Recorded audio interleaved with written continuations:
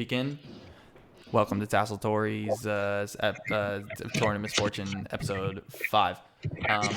Who wants to start with telling us what their character did last week in Tasseltory?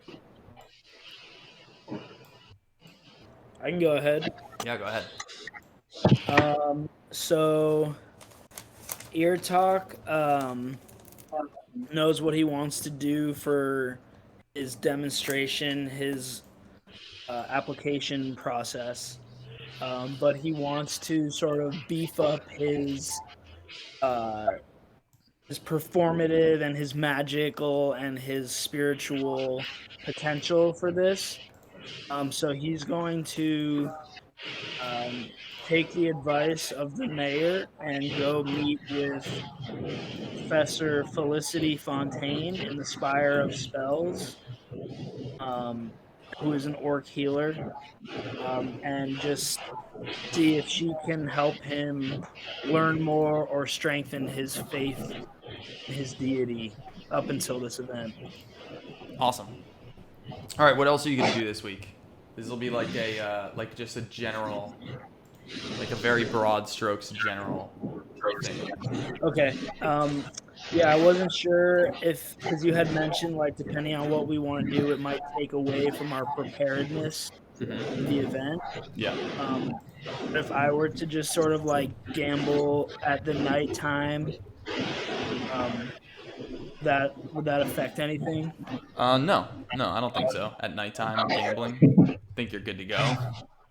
Cool. So I was thinking, instead of like actually playing a game, we wanted to just do like a one and done for the week. Yeah, we're definitely going to make an adjustment to the gambling. I think that's a good idea.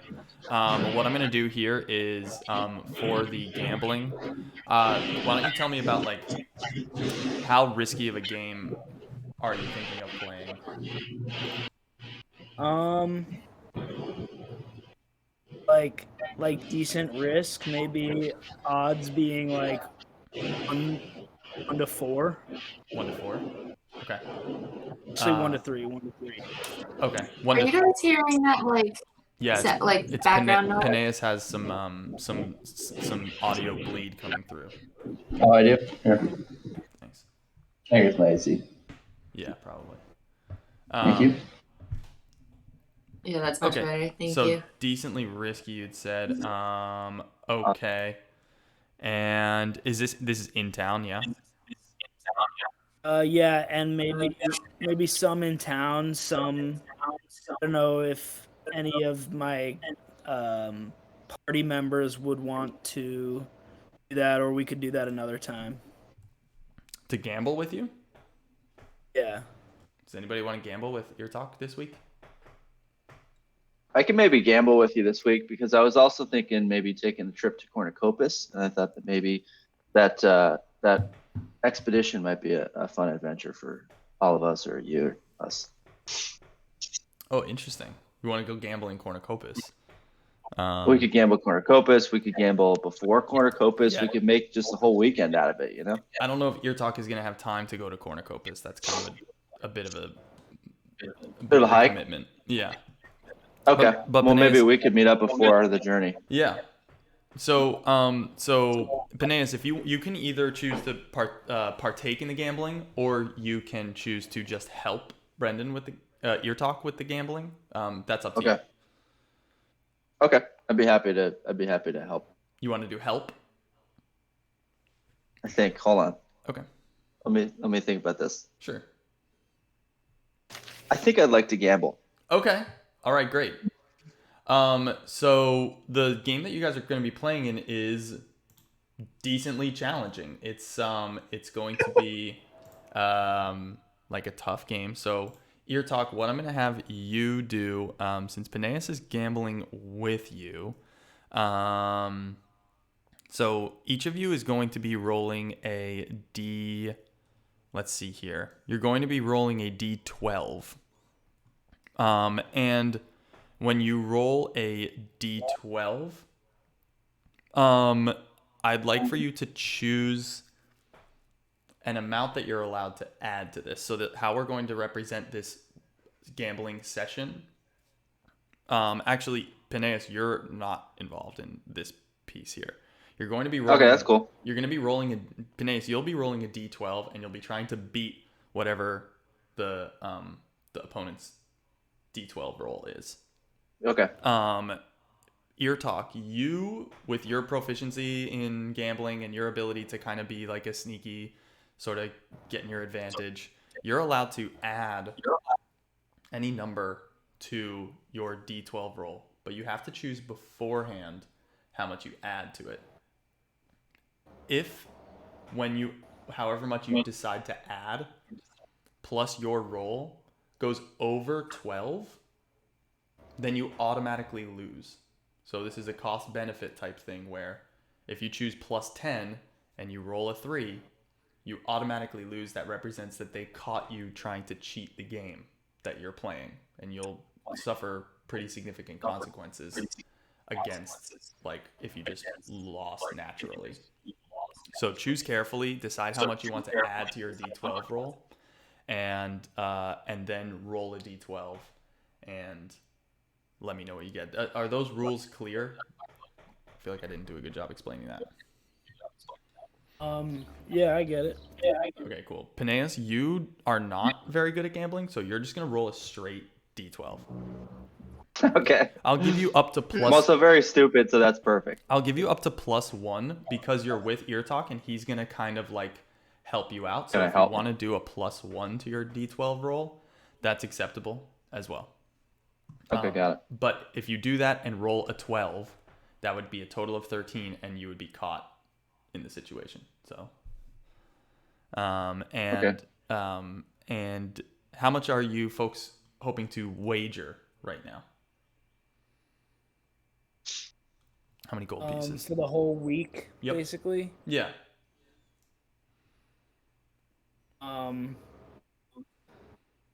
I'm going to wager 15 gold pieces. Okay. Penaeus, how about Do you? I need to match that? No. Penaeus, maybe you only went for one day, or Yeah. or whatever. You know, you don't need to match that at all. You wager however much you want. I think I'll only do a day because I don't think Penaeus will, has the focus to stick with an entire week of gambling. Yeah. So maybe. Yeah. I think maybe I'd be willing to wager 8. 8 gold pieces? Yeah. Okay, cool. That's still kind of a significant amount, but it's You good. know, It's good. I feel confident, and I'm with Irtok, and he's gonna be my guy. Yeah. And he's gonna make sure I don't get hurt. We say one gold piece is like $100. Yeah, I think it's something close to that. Listen, I'm a performer. Okay, I can pop into anywhere, and I can make that on the road, no problem. Okay, just like that. Totally. Okay. That was always my experience of it. Yes. Yeah, right, right. Ellie knows how easy it is. I can just walk outside and How get easy to paid. make money as a performer. Yeah. That's right. Yeah, of course. Okay, great. So why don't we start with Penaeus? So Penaeus, why don't you go ahead and make your roll, and I'll roll my d12, and you roll. You decide if you want. Do you want to add 1 to your roll? Why would I not want to add 1? Because there's a risk of I'll if get you caught. roll a 12, the consequences are severe. Like you'll lose more than what you wagered because they'll beat the shit out of you and take your shit. You know what I mean? It's like So the +1 is like the risk factor. Exactly. That's the Okay, got gamble. it. All right. Got it. Okay, But- cool. No, I don't want to do that. Okay. All right. So Is that a 12? I think it is. you rolled a d10. That's a 10, So whoops. so roll again. That's a 10. That's Let's go. pretty great. All right. Let's go. All right, they rolled a 6, so you won your gambling session. This is a 3-to-1 payout, so you're gonna add 16 gold because you wagered the 8 and then you won 24 for a total of 16 up. So you're up 16. 16 plus 58, just for the group, just so we're all doing it together. 74. What is that? Thank you. Yeah, because Yeah. I know that. I just was. Yeah, of course. All right, Irtok, you're up. By the way, you guys, the way that this is set up is that there's a potential that you automatically lose when you gamble against someone where it's a 3-to-1. That's how I have it set up right now. There's a potential that if they are good enough that time, that they just win. Then there's nothing you can do about it. Makes sense. That's potential. All right, so The odds are so. exactly. Steep. 1 to 3 is like decent. Yeah. I'll tell you what I did afterwards so that you can understand the mechanic a little bit better, and then we can potentially tweak it later. But this is, I think, a good way to do it. So Irtok, do you want to add? You can add any amount. I think up to what's your charisma stat? It's 2, I think. Hold on. It's +1. So let's Yeah, look at your +1. charisma and your dexterity are both like the lowest that you have, but that's okay. I'll let you, since you're like proficient at this, I'll let you add up to +3 on a d12. Okay, I'm just gonna do +2. Okay, so go ahead and make your roll. That's a 2 + 2 is gonna be 4. And they rolled an auto win, so wouldn't have mattered. All right. So you're talking. Get your bad roll out. You're gonna lose 15 gold pieces. Yep. Rough. You haven't won gambling yet, except for against Mgannet. Yeah, what the hell? Hey, you haven't picked a single pocket, Mgannet. Don't talk. I got that so low. Or pulled off a single successful sneak attack. You haven't done anything. That's right. You stole that haven't. snow globe. I got a snow globe. That is true. That is true. All right. Sweet. So that wraps up the gambling for Irtok, and then I'm assuming the rest of your time is spent preparing for the expo. Do you do any praying in the temple during this time? Yeah, most of my preparation is between praying in the temple and trying to pick up any like tips and healing from the professor. Okay, great. So why don't you go ahead and just roll a wisdom check really quick.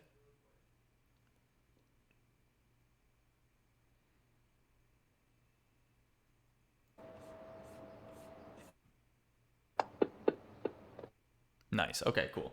So yeah, your prayer in the temple of Ayun throughout this week is helps guide you, helps make your preparation really efficient for the expo that's coming up.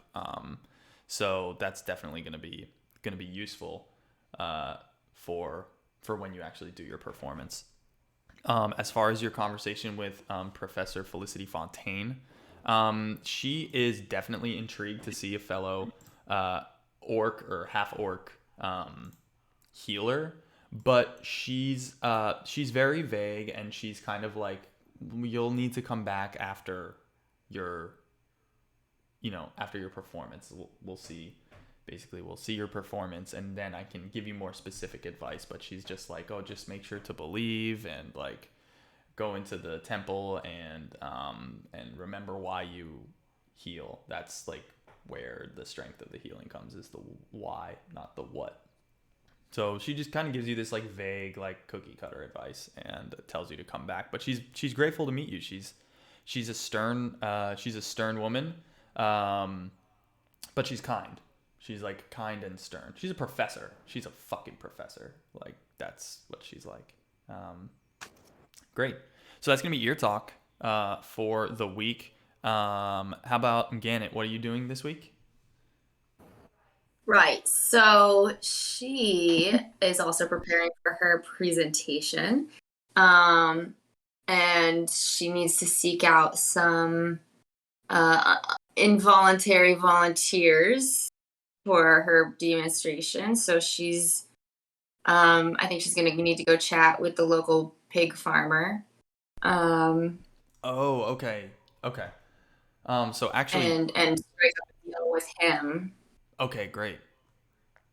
So that's gonna be you. That's in Cornucopus. So you'll probably have to go to Cornucopus with Penaeus, maybe. Perfect. Yeah. Awesome. Because We can do a cornucopus. yeah. So you're both going to a similar part of Cornucopus, which would be like the butchery portion. Okay. And great. So you guys head out to Cornucopus. Additionally, I think throughout this week, I think she wants to attempt a couple of pocket pickings. Just I don't know if we want to around town. around town, just here and there, willy nilly, you know. Okay, God cool. damn it, I get it. So, Mgannet, what I'm going to have you do is I want you to make, let me see. All right, make a sleight of hand roll first. Okay.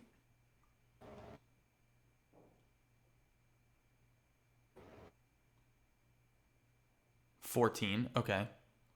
And, okay, sleight of hand. All right. Cool. So you pick a couple of pockets, and you're a little bit smarter after your interaction with Moki in that you're not like going hog wild with the pocket picking, and you're choosing your marks a little bit smarter. Maybe Elva is kind of there giving you that assistance because Elva seems to be the more cautious, and she's the one that like knows how to choose a mark really well, whereas you're just kind of like, you see a pocket, you want to pick it. So she helps you out a little bit, and you are pretty successful this week. You are able to lift some money and like a few objects that you sell for money. And with a 14, let's say that you got 4 gold pieces in value over this week. So I'm adding that to my treasure. Yeah, do you know how to do that? Yeah, I do. Yeah. Okay, cool. Down at the bottom. I won't try to add a different category this time. I think that's what I did last time. Yeah. So you had 28 and now you have 32. Is that what you did? I had 32 and now I have 36. Oh, it's showing up as 32 for me right now. Weird. Did you like hit enter?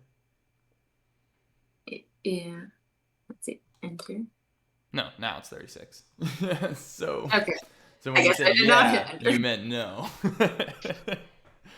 Yeah. Yeah, great. Perfect. So yeah, she's done a little plan and ready for her Cornucopus day. Okay, cool. Great. So you and Penaeus are going to you're gonna head down to Cornucopus somewhat early, I guess, in the week, and you're gonna spend like a whole day there. So we can talk about what both of you guys do in Cornucopus during this day, because this is sort of an important day. So Mgannet, what are you doing in Cornucopus exactly?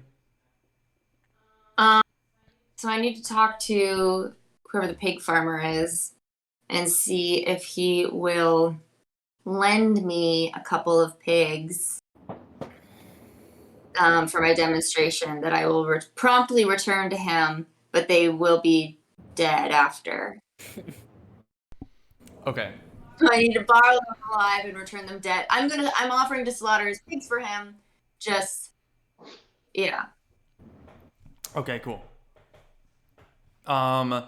Great.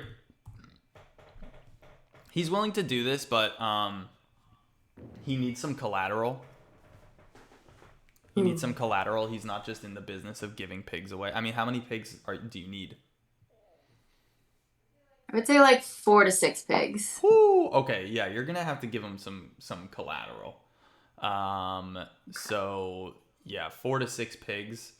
I would say. I mean, what are you willing to show him that you have to offer? Oh, let me come up with the name of this pigman. Farmer? Yeah. So, this is. Oh, also, if he has this ability, or if he knows someone who has the ability to, like, put them to sleep so they won't feel any pain. Okay, cool. If there's like a spell or someone so that they won't feel what's gonna happen to them. Okay, got you. Yeah. So this guy's name is Torval, and he has the a lot of the livestock, not all of it, but a lot of the livestock that's being prepared for slaughter. So he raises all those types of animals. Raises livestock. Torval is a dwarf. Kind of a who's the guy on The Simpsons that has like the red, like red beard Like and Farmer Willie. it's basically that something. guy. Yeah, he's basically that guy. Just like wears like a wife beater and suspenders, and then the wife beater has like permanent sweat stains here, and he's just like. He's like a pretty nice dude, but he's a rough guy, and like he's got like big like dad energy. Like he's just like a solid refrigerator of a man. But like obviously kind. Loves the animals, very thankful to them. Anyway, that's enough about Torval. Torval goes, six of my piggies, huh? You want 6 piggies? I can give you 6 piggies, but I'm gonna need something. I can't have you go running off. So 6 piggies, that's worth what? 1, 2, 3, 4, 5. That's worth about 20 gold pieces. You're gonna have to give me some pretty nice stuff, so that I know they're coming back to me. So Right, that's fair. I understand your piggies are very important to you. But sir, you can trust me. I am just a sweet little gnomish girl, and I promise you, these piggies will be returned to you and ready to be ground up into sausage. Just like it'll be so easy for you after what's gonna happen. So really, we're doing each other a favor here. We're doing a 1-for-1. So I think just like 10, maybe like 10 gold pieces would be a little more fair here. And persuade him a little bit to knock that down. okay, he's gonna ask before he considers agreeing to this, whether or not you are a member of Tassel Tory. Funny you should ask. Actually, I'm applying, and these pigs are kind of part of my application process. And you're welcome to come and observe my presentation. Actually, I would love for you to come, depending on how emotionally attached you are to these pigs. But yeah, so I'm a proud applicant. I'm a prospect. Prospect. All right. I'll tell you what. You're gonna have to take up my son here, to keep an eye on him. But I'll tell you what. If my son likes what he sees here, no charge for renting the pigs out, and no collateral necessary. So hey, Sunson, and he calls over his son Sunson, and Sunson's like, yeah, and his son looks like 20 years older than the dad. He's like super. And so basically what the deal is instead of collateral, I think that was a reasonable enough thing. You don't need to make a lot of persuasion. He's going to send his son along with you to basically watch after the pigs, and keep them like healthy during the time up until, because you're not slaughtering them that day. You got to keep the pigs okay, for a little while. So he's actually just gonna hook it up for you. This dude Torval, he's a nice guy. He sees what's going on. He appreciates Tassatori. So knowing that you're an applicant, he's just gonna help you out here.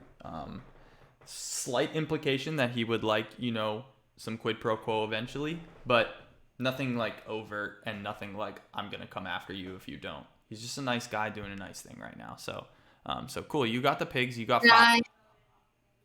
And give him a big old hug when he agrees to all this. You're gonna give him a big old hug. Yeah. Okay, cool. Are you gonna shed any tears of gratitude? Oh yeah, one single tear. Okay, he's gonna. Oh, there. I mean, thank you so much, and I'm hugging him. Okay. All right, you're melting his heart a little bit. His baby girl. She left the farm a little while ago to pursue bigger and better things, and so this is a hug that he needed. He needed this. So this is a good exchange. You did a good job here. Yay. All right, you have in your possession 5 pigs. Well, they're not in your possession, but they're gonna be basically in like this cart that it has like a pen on it. So you'll have to rent a I guess you guys took a horse in here, so you'll just take the horse back. I won't charge you for that either. Fuck it. Anyways, Wow. anything else that you guys are doing here in Mgannet? God damn. Anything else that you're doing here? No, I got my pigs. I'm good. Cool. And Penaeus.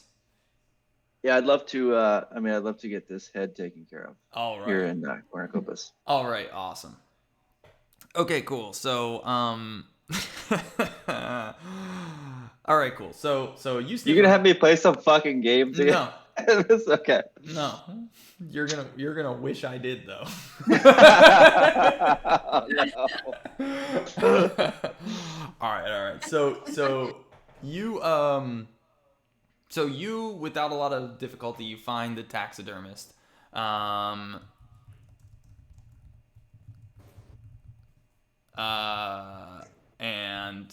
The taxidermist that lives down there. You go down and this person is an artist. I mean, the place that you go in is decorated with these taxidermy scenes almost that he creates.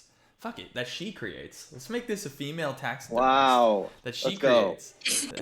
That they create. Let's go. Nice. Let's go. Let's go. We have a non-binary taxidermist here. That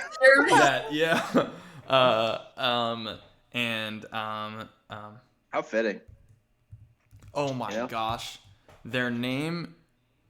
So this person's name is Boss. Just Boss. Boss. Boss the taxidermist. Boss Boss is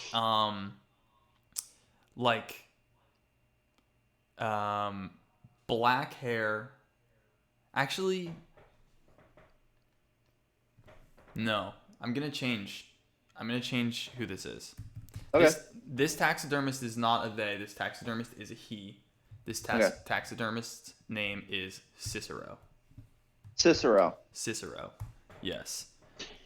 So Cicero is this tall, thin, but like more like lean than thin, human man, and very hardworking, very to the point, no nonsense, extremely skilled, not unpleasant, but not pleasant. Just what do you need?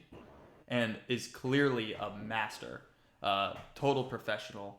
And you see the taxidermist is working currently on like shaping the face of like a mountain lion looking type thing. So you're in pretty good hands here, it seems. And is sort of doing it and seems to be using a little bit of magic while he's shaping this taxidermy figure. And the other creatures around, as he shows you around, he shows that they're actually all prepared to, with his sort of magical command, to actually move a little bit like a Harry Potter like image type thing where there's a little bit of action in the scenes. So he creates these taxidermy pieces that like can move with a very simple piece of magic that he'll teach to you for a fee. That's an upcharge. Nice. But Smart. yeah. Cicero. So this is Cicero, and he asks you what you need from him, and you're gonna give him your idea. Do you want to describe it anymore, or is it just the same old thing that you've been trying to do this whole time? Yeah, I mean, here's what I do, right? I walk in and I take this fucking thing out, and it's still in like a bucket, and I slam the bucket on the counter, Yes. and I just tell him, "There's a fucking head in here, and I'd like to make it a hat. I heard you were the guy." All right, cool. So he looks in there, he sniffs it, he goes, "Bastard and Sons, embalming fluid." Yeah, it's the cheap stuff. Yep. Yeah, they ripped you off. Just letting you know they ripped you off. Anyways, and he just reaches his hand in. He has a big leather glove on and like this leather apron that has like these dried blood splatters on it. And just like very, very practically dressed man. And he just reaches in and pulls the head out and is examining it. and it's kind of dripping. The spine is sticking out of the bottom still because so if you recall the shape of this head, which you haven't taken a close look at it since you Since I hacked it off in the dungeon. Since you hacked it off. So let me just he pulls the head out. He pulls the head out from the top, and like he grabs the fur, and this thing is in rough shape, dude. So first of all, when you pulled the head off of Susan, if you remember, you had to do this twisting and yanking motion in order to get it off. So the skin is pretty misshapen on the head. Now, do you also remember how you killed Susan? I do, and I was really hoping you wouldn't remember that, but yeah. I do remember. Yeah. So for anybody that doesn't remember, Penaeus killed Susan by throwing a dagger right in between her eyes and blowing the back of her skull out and exploding it. So in terms of the integrity of this thing, he just kind of like lets his hand go. He just releases his hand and just drops it back into the fluid, and he goes, "What am I supposed to do with that?" He's not denying you, but do you want to pursue? I mean, he's letting you know that this is kind of like, what do you want with this? What do you want? I mean, this can't be a lost cause, right? There's got to be something here. This was almost my first kill, and Okay. All right. He goes, all right, sentimental. 12 gold pieces, and I'll do what I can. No promises. What do you think it's going to look like? You want it to be some kind of hood, right? Yeah. Some sort of hood. Yeah.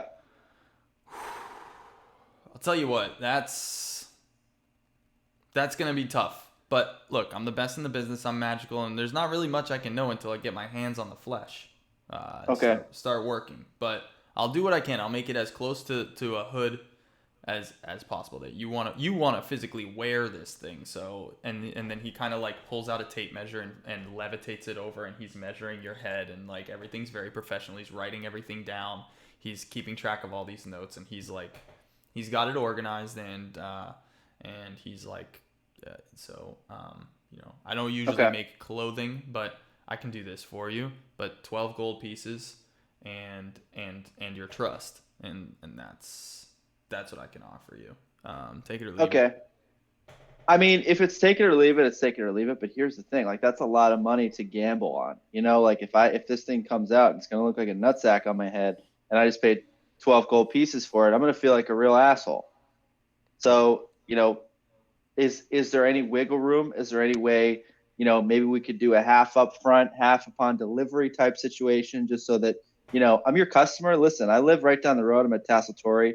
I'm a performer. I understand you're the best in the business, but if I lose 12 gold pieces on this, I'm going to fucking tell everyone in town that you're shit, Okay. So, wow. I got a big fucking mouth. Okay. He's going to go, first of all, you think people in town respect you more than they respect me. Second of all, I don't think they respect me more, but I think I talk a lot more. All right, that's How about this? All right.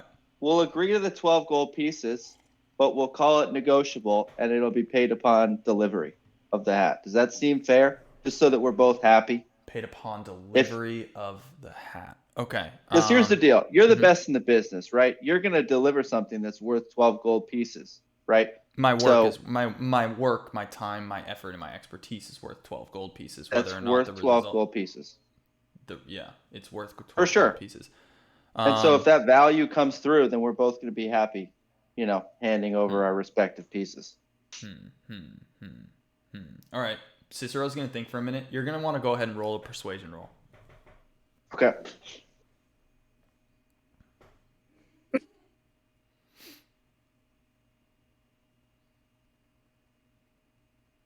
All right, cool. Yeah, that's a little +5. Yeah, +5 is strong. Yeah, good, excellent. Yeah, all right. So what he's gonna agree to is he's gonna say, all right, I'll give you two options: 8 gold pieces right now up front, or 6 now, 6 pawn delivery. So yeah, that was. I'll tell you what. I think you're gonna do a great job. Let's start. Well, I don't want you to be disincentivized on this project. Let's do the 8, and I'm ready to pay you the additional 4 when it comes in and it looks good. All right, sounds good. I'm Cicero, by the way, and he reaches his hand out. He has not taken the glove off. I look at it for a second, and then I grab it and I say, Penaeus. Good to meet you, Penaeus. All right, I'll have this ready in a couple days. Just come on back whenever, come back on Friday. I'll have it ready for you. Okay. All right, it's a priority piece. Penaeus is a priority piece. I got you. Fantastic. All right. And then he goes back to work. He doesn't say goodbye. He just kind of continues working on what he was working on before you came in. Fantastic. Cool. All right, so go ahead and subtract 8 gold pieces from your inventory. Done. And great. So you're going to return. Is there anything that you want to do between now and this is at the very beginning of the week, and then on Friday when you return to Tacitory, or excuse me, when you return to Cornucopus? Yeah. So how I'm here. I'm in Cornucopus for a couple days, or am I going back to Tacitory? No, you and Mgannet are in Cornucopus. We're You're just doing a day trip. So you went down there. You slept there. It's about a half a day ride, and I think you spent enough time in Cornucopus dealing with these people that you would have to sleep there in a tent and then come on back the next day. Okay. So that was one day. And then you have we had a little Yeah. Yeah, we're camping out. Yeah, you guys had a little camp out. Cool. And then anything you want to do for those, do you want to describe those 3 or 4 days in Tacitory? Yeah, I think for one of those days, I believe I have the Book of Spells, do I not? Yeah. The Book of Spells, by the way, as long as you guys are in the same area, I'm going to say anybody has access to it, but not multiple people at the same time. But it doesn't need to be physically in your inventory. So, basically, you only wouldn't have access to it if you're separated from the party in a significant manner. Okay. Yep. You can probably study that spell book for the rest of your day in Cornucopus, even after you speak with Cicero. Yeah, sure. I'd love to do that. Yeah, great. Okay, cool. So you study the spell book, and which spell are you going to learn? I think. Can I ask a question to the DM or to the group, just so I'm clear? So when we're calculating damage for things so chromatic orb, for example, is a 3d8. So that means I roll 3d8s, right? And then it's the sum of those numbers is the amount of damage I deal. That's correct. Okay, great. So then, I'm looking at that and Magic Missile, which is only 1d4 plus 1, which doesn't seem that much compared to 3d8. Is that correct? 1d4 plus 1 for each missile. Oh, okay, got it. So shoots for the it shoots 3 missiles. So you do 1d4 plus 1, then 1d4 plus 1, then 1d4 plus 1 for the 3 missiles. Yep. Got it. So it is less. Magic Missile is less damage, definitely, but it's consistent. Than the 3d8. Right, it's consistent because on average, because you could roll shit for those 3d8. Right. Yeah. Do less damage than. Definitely, yeah. On average, that will roll less because even if you roll a 1 on all 3 magic missiles, it's still 2 plus 2 plus 2 is 6 damage auto hit. So that per target. No, it would be two one for target, 1, right? Yeah, exactly. Whereas chromatic orb, I think you need to roll like a spell attack roll in order for it to hit. Okay. So okay, yeah. Chromatic orb's a little riskier, and magic missiles more solid but less serious. I don't know, Brendan. Do you have anything to add to something like that?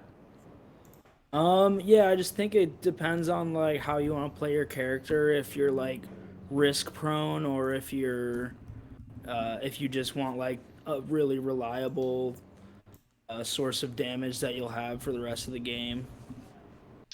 Yeah. So, and which one's more like you know? Yeah, I feel like Magic Missiles are kind of fucking lame. It sounds kind of cool, it's consistent, but it's there's really no fun in that. But I guess my other question is, and maybe this is a question I have to just go and figure out on my own. Is I have like an extra like weapon. Is there a weaponry store here in Cornucopus that I might be able to sell and trade for like a crossbow or something? No, not in Cornucopus, but back Not in in Cornucopus, but in Tasseltori, there's Solomon's swords. got it. And we are going back to Taxidermist the following day, correct? Yeah. So I got this like couple days or whatever, and I'll fuck around and do whatever, and then we'll go back. Basically, in the Taxidermist, 5-day period, you're spending 1 day here, then 3 days Yep. back there, and then 1 day here. Which is here. Here's Cornucopus. Sorry. 1 day Cornucopus, 3 days back, and Tasseltori, 1 day Cornucopus, and then you're back. All right, great. For the Okay. Expo. Yeah. All right, that's cool. Then in that case, what I'd like to do is I'd like to learn Ray of Sickness. Oh shit! What the hell? What a fucking twist! You were describing chromatic orb. All right, Ray of Sickness. Cool. All right. So you study Ray of Sickness.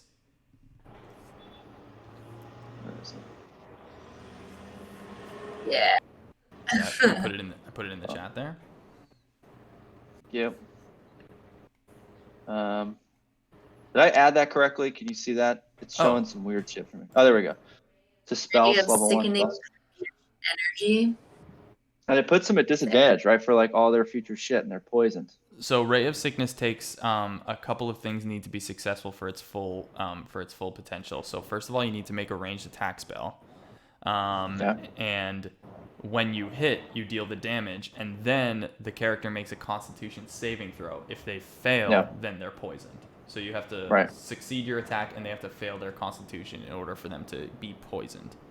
Yeah. Okay. That. But yep. I'm cool with that. Okay. Cool. I'd like to learn that. Sorry, go ahead, Hector. Beefy, I was also just gonna say, like, as the game goes on, like, the big scary bad guys tend to have high constitutions. So constitution saves depends on the DM. Right? Do you think that's ill-advised, Ray of Sickness? I think you should go with what you want, but like Paul said, it kind of requires 2 successful things to get the full effect. So it's like the polar opposite of magic missile in that sense, you know? Right. And that magic missile is just like such a like boom, it's done. Whammy. Right. But it should be all you. I think I feel good about Ray of Sickness just because it allows me to like stay at a range, and it allows me to play a bit more of a support here. And then I think, at some point I'll be able to learn more sort of range, sort of damage attacks. And I'm hoping to go back in town and maybe trade for like a more damaged weapon. Should that need be? Sure. Just make it a little bit more versatile. I don't know. Cool. You've officially learned Ray of Sickness, and that's everything that you can handle from this spell book. You're going to, in order to basically, so Penaeus, just so that you know, these wizard spells need to be prepared at the beginning of the day. Now for you, that's not a big deal because it's the only spell that you have to prepare. But what that means is that you have to refresh yourself with it, with how Ray of Sickness works every day. Now you don't need to say that overtly because you don't have any other spells that you need to prepare. You're just ready. Just every day I wake up and that's my shit. I can have my coffee and I you're read. I'm a bard and that's it. Right. But this one you have to study, which means that if you get separated from the party and don't have this Elvish spellbook in your possession, the Ray of Sickness spell will not be able to be used that day. Additionally, I've added that if once you use Ray of Sickness, let's say 15 times successfully, it becomes innate and you no longer need to prepare it ever again. It just becomes part of your repertoire. So we'll say that once you practice it enough and are successful enough at it, you no longer need to study it because like you've done it successfully 15 times. So that's something that you can think of. And I'm just gonna guesstimate the 15. I'm not keeping hard track of that. So it's just gonna be like, you've done Ray of Sickness a whole fill it out. Yep. So cool. That's really barely ever going to impact you. You basically just have Ray of Sickness all the time now.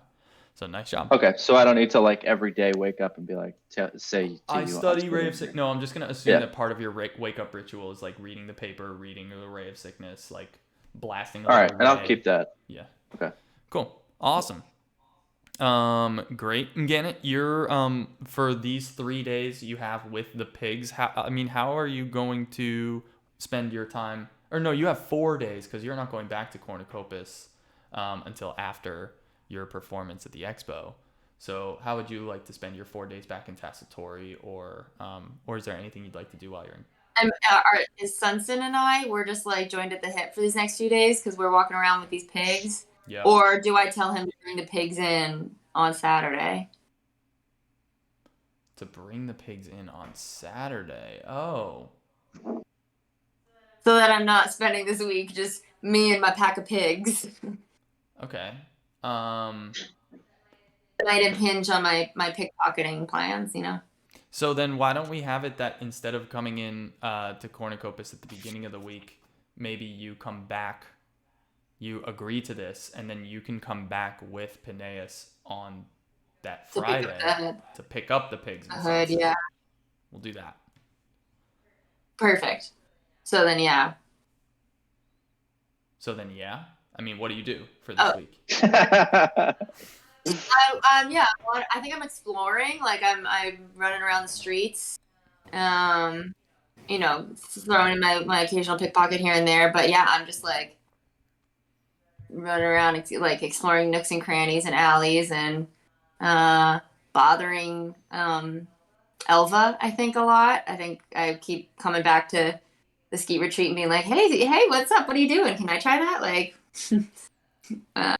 And she's like, go away, sweet child. And so I keep running around, just like, yeah, maybe I'll go down to the docks, go mess around there. I just think I explore the whole city, and I just want to get the lay of the land. Okay, cool. So you go around in Tacitori and you're just exploring for like 3 days straight. Do you ever go into the temple? No. Okay. You never go to the temple. I think it freaks her out a little bit. Okay. So you go around. Do you go into the Spire? Like, this is a very general thing that you've mentioned now for what you want to do. So you're gonna get very general responses. The more specific you can be about what your character does this week, the more specific information I can give you.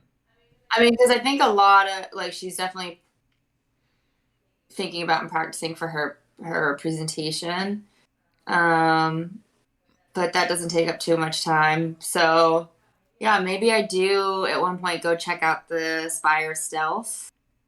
Okay. Pop in there. Okay, cool. All right, great. You pop into the Spire of Stealth. You're gonna get a very similar vibe check that Irtok got. You go. You open the door of the Spire of Stealth, which is kind of weird. It's like the building looks translucent, and like, but then when you open the door on the inside, it's very much not translucent. Like you can't see through the walls. It just appears that way from the outside. So when you walk in, it's a very dark place lit by candles, and there's a bright light on like a front desk in the Spire of Stealth. And there's a little bell, and you walk up to the bell and you ding it, and a voice says, "Can I help you?" from behind you, and you turn around really fast, and they go, "You're new here. Who rings a bell in a Spire of Stealth?" Anyway, they ask you who you are. You introduce yourself, and they basically are going to tell you, "Oh, that's great. I'm glad you're here. You're that little weasel that's been pickpocketing around town. They totally know about your pickpocketing." Oh, snap! Did everyone leave? Irtok, I can't hear. I can only hear you in real life right now. My thing is being weird. You can't hear me? Hang on. Yeah, I think that's you, Ellie. The sound is good on my end. Sorry. Irtok, can you turn your video back on? Yeah, I can't see you. Did you leave us? In just a sec. Oh, Oh. Okay. Yeah. No sweat. Okay. Mgannet, you still can't hear me? Guess not.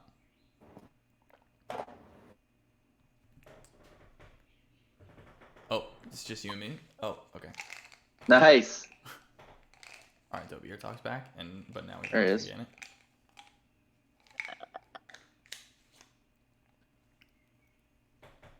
Okay.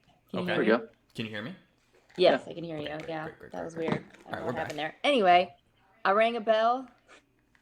Yeah. And this cloaked figure like sneaks up on you from the shadows, and recognizes you as being that little weasel who's been pickpocketing around town. Apparently, they know that you've been picking pockets, and they say, "We like your vibe here. I'll tell you what. Leave the snow globe, and we can talk after you get accepted." They know about the snow globe. Okay. So, do you want to leave the snow globe? Oh, Mgannet, you're totally frozen. Is she frozen for everybody? Yeah. Yep. I just got the 2 swirling blocks. Yep.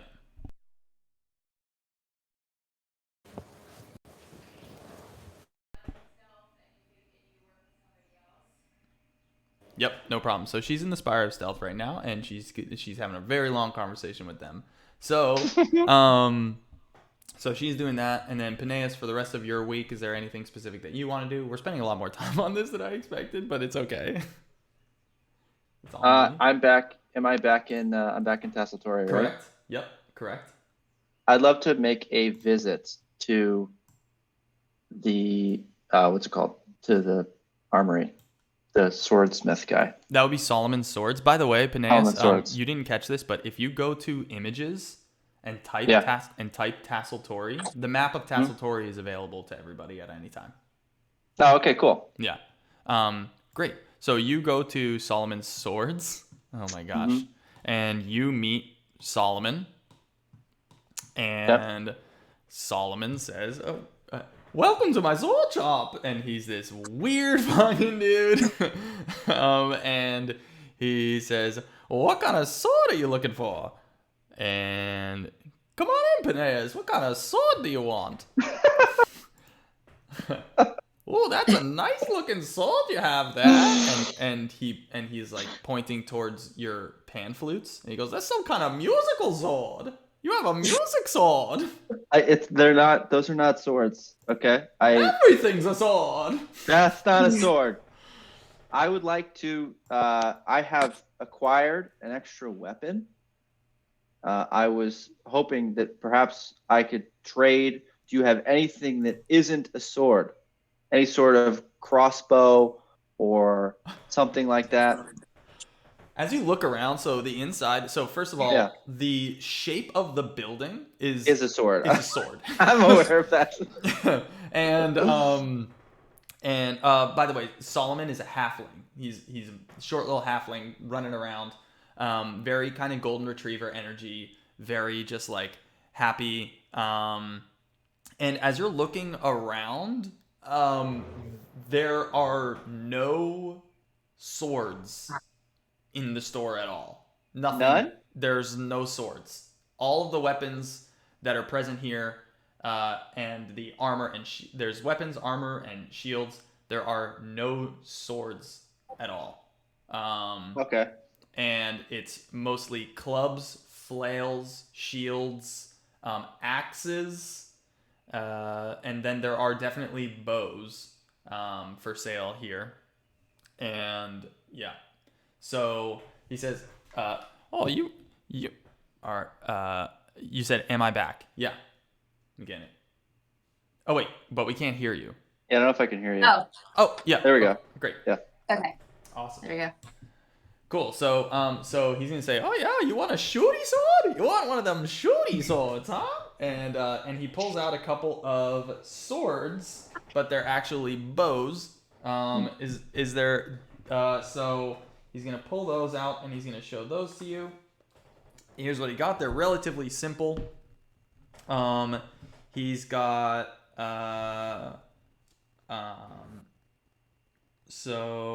okay, cool. He says, yeah, these are our shooty swords. And he says, this one here, you gotta load it and then you shoot it. He shoots little little pointy swords at the bad guys. And that's like a light crossbow, and it's like pretty chill. And he lets you use it.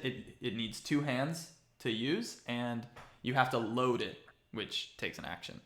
And then he says, oh, you can get this stringy sword. And he has, it's just a short bow.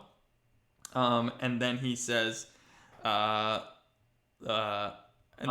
then we've got just a little swingy sword, and it's a sling. So he has a crossbow, a short bow, and a sling. And then he says, oh, you can use this blowy sword. And it's this big blowgun that he has. But he says, this one's a little tricky to use. And then he does a twirl. He does a twirl. And ta-da, like that. After he's done telling you about it. Tell me more about this blowy sword. The blowy sword, it shoots little baby swords at the bad guys. If you I fucking hate this guy. If you can hit them in the neck, they'll go down. And so what he's describing to you is a blowgun. Now the blowgun is a martial ranged weapon, which means that you need proficiency with a martial weapon in order to wield it. Otherwise, I think you have disadvantage with every attack. So I don't know if you have proficiency with martial weapons. Probably not as a bard. How might I discover that? I don't think so either, but it would be under your proficiencies. So looking it up now. Okay. Oh, nice. Light armor, Proficiencies. simple weapons, hand Simple crossbows, long swords, rapiers, short swords. Oh, okay, and simple weapons, but hand crossbows. Okay, so he's also going to present to you a hand crossbow. By the way, really glad I have proficiencies in bagpipes. Really. A hand cross sword. Yeah, is bagpipes? Yeah, bagpipes is on here. Okay, good. Yeah. And it only says pan flute once, but you're like quadruple proficient in I'm super fucking proficient. Yeah. So he's also got a hand crossbow. And a hand crossbow is pretty sweet. It's basically like a regular crossbow, but it only needs 1 hand to wield. But it still needs to be loaded. And that takes 1 action to load? Yeah, I believe loading takes 1 action. Okay. I believe it's a bonus action. A bonus action. Okay, thank you. Thought. Loading action. Okay. Yeah. Bonus action, you can attack with loaded crossbow.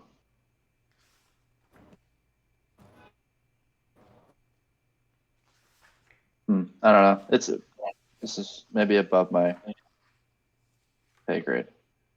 Just checking. I feel like loading should just be right here. There it is. Because of the time required to load this weapon, you can fire only 1 piece of ammunition from it when you use an action, bonus action, or reaction, regardless of the number of attacks you can normally make. Oh, never mind. You don't need to take time to load it. It just loads. I see. Yeah. And is there any sort of do I need to have a bunch of arrows for it?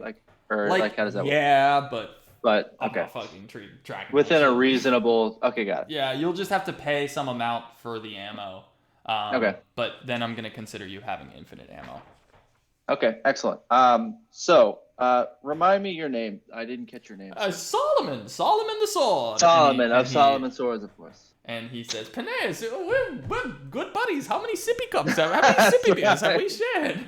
What the hell? We've shared quite a few. I'll be honest. I've had quite the day. The last few days, haggling. It's almost like you stop listening to me when we're hanging out. It's almost like you plug your ears or something. What's going on? I don't know. It's something about that frequency. It just kind of. No way. Okay, Solomon. Well, I taught you how to moonwalk. You should have seen me. You would have been so proud a few days ago. Seen you? Oh, nice. Now. Okay, cool. Yeah. I would love to. I've found this scimitar, I believe, and It's a beautiful piece. It found it in action.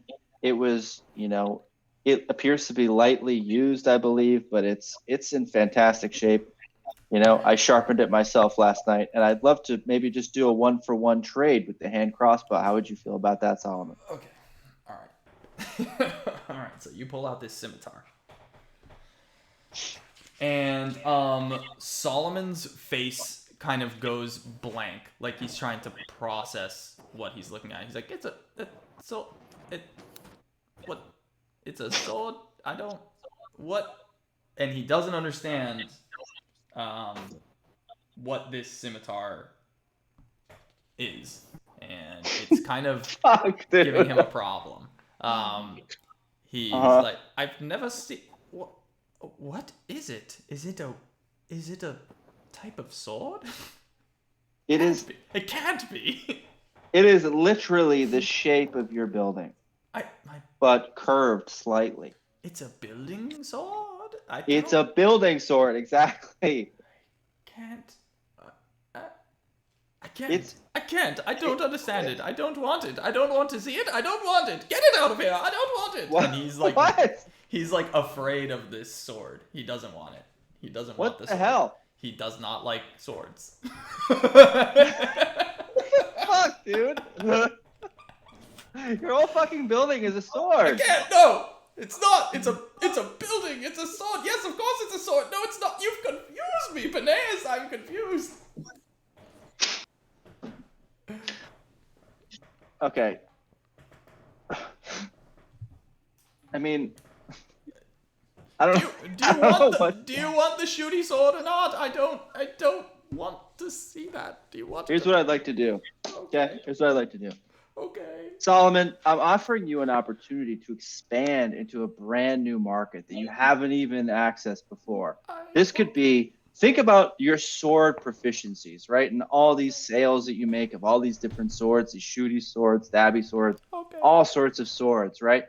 Okay. Think about that little fraction of market that you're missing. This is a weapon. Okay. Call it a sword, call it a stick, call it whatever you want. But this is a weapon that you can build into. You can have tons of these. Look, and I pull out my dagger. I pull out and no, I just show them to you. Look, these are other kinds of things that you could also sell here. I don't like these. I don't like these. Okay, That looks like that sword. I don't. At this point, Is this I would like to another use sword? bardic inspiration on you, Solomon, On and I would like to inspire you. Yes, I would like to use bardic inspiration and inspire you to expand your business, to grow it into new things you have never even imagined. Think of the heights that you could reach selling not just swords, but these stabby things. Think of that. What are they called? They're called stabbies, of course. Stabbies. Are they Stabbies, so they're called stabby swords. Ah. Yes. Okay. So, all right. What you're going to need to do is, I'm going to have you do two things. Okay. I'm going to have you do two things right now. First thing is, let me see. I need you to, we're just going to kick it off with a persuasion check because here you are persuading, yeah. So go ahead and make a persuasion check. And because you cast bardic inspiration on him, actually, no, just a straight persuasion check. I'm going to save the bardic inspiration for next. Oh, that was so close to something. I'm sorry, man. He's not convinced. No, this was gonna be a big situation here. Why don't you now roll an insight check with advantage, based off of the bardic inspiration that you gave him.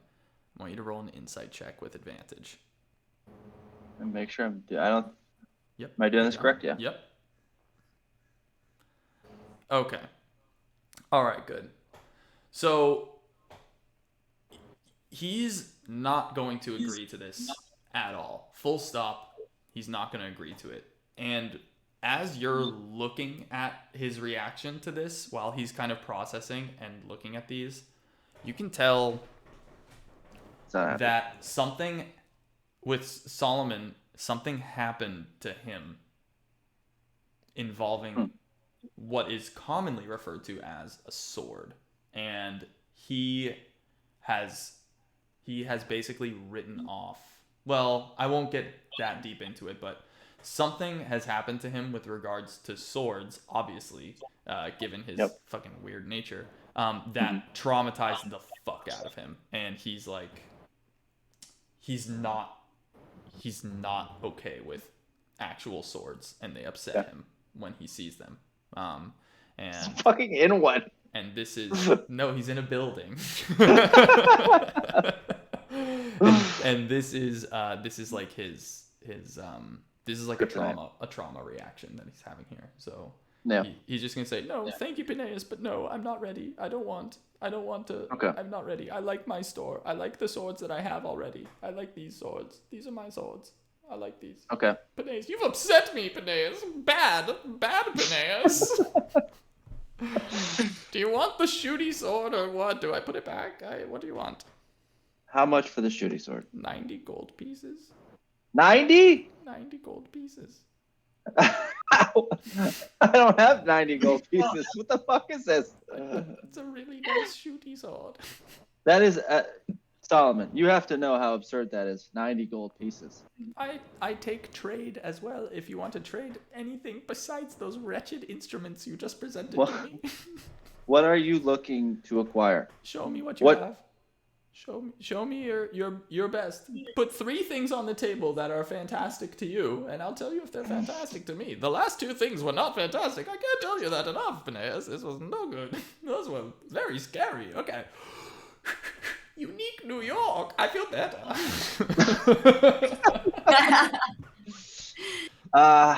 Okay. What are you gonna show him? Here's what I think I'm gonna do. Okay. Here's what I'm gonna do. I'm gonna take out. At first, I take out a candle, and I put a candle on the table, and I say, "Listen, this is a candle. This is one thing I have. It's fine. It's a beautiful scent. It's fantastic. It's made from an ancient elvish wax that burns perpetually." Next. But I know you're not interested in that. That's not what you're looking Okay. for, right? You don't need a candle. Oh, it's a whole. You're setting a scene here. Okay. You don't want the candle. Come on in, Solomon Swords. There's another. No. Just a minute, please. Excuse me, Penaeus, this is not your store. Just a minute. Oh yeah. Sword. I secretly use prestidigitation to soil the new customer's pants. The new customer, they leave, and Solomon is now very upset. Why is Solomon upset? Because you just caused me a customer, Penaeus, and with your. How did he say? Did you see me cast it? I didn't do anything here. Of course, you're standing right here. You said prestidigitation, and then there's pants of the shit.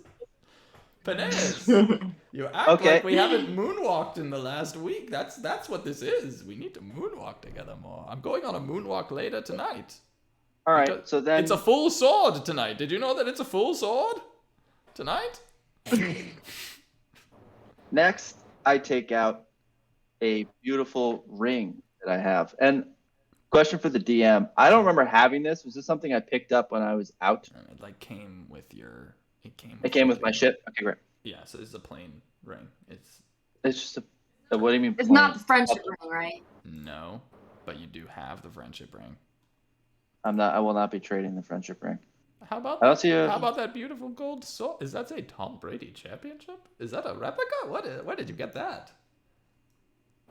Is that the friendship ring? It is. Oh, damn it. Yeah. I'll be honest with you. I don't know if I can part ways with this ring. That's fine. Just telling you what it is. Okay, you've presented. Let me just show you. Let me show you one more item. I'm gonna be honest with you, Penaeus. The 2 things that you have presented me with, they're both pieces of sword. If you know what I mean. Like they're both total pieces of sword.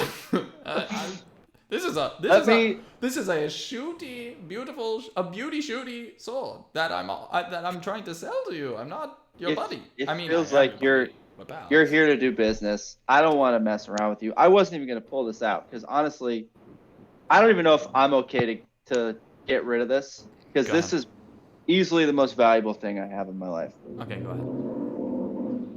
Penaeus pulls out a beautiful blue pan flute. Wow. Okay, now we're talking, It's Penaeus. blue. It looks marbled. It's fantastic. And he puts it on the counter. He says, "Listen, Solomon, this was the first pan flute I ever acquired. I built my career on this pan flute. I have serenaded kings with this pan flute. This pan flute has bought my life, has bought my freedom, has bought, all of the food and the money that I've ever acquired. This is the most valuable thing in my life. Now, I would be willing, I think, to part ways with it for the shooty sword if you might be willing to sweeten the deal a little bit." I've seen you play this wonderful instrument at Moki's. I don't even know if I'm comfortable having this. And he picks up the pan flute. Are you telling the truth about the history of this pan flute? I am not. Okay, you go ahead and roll deception.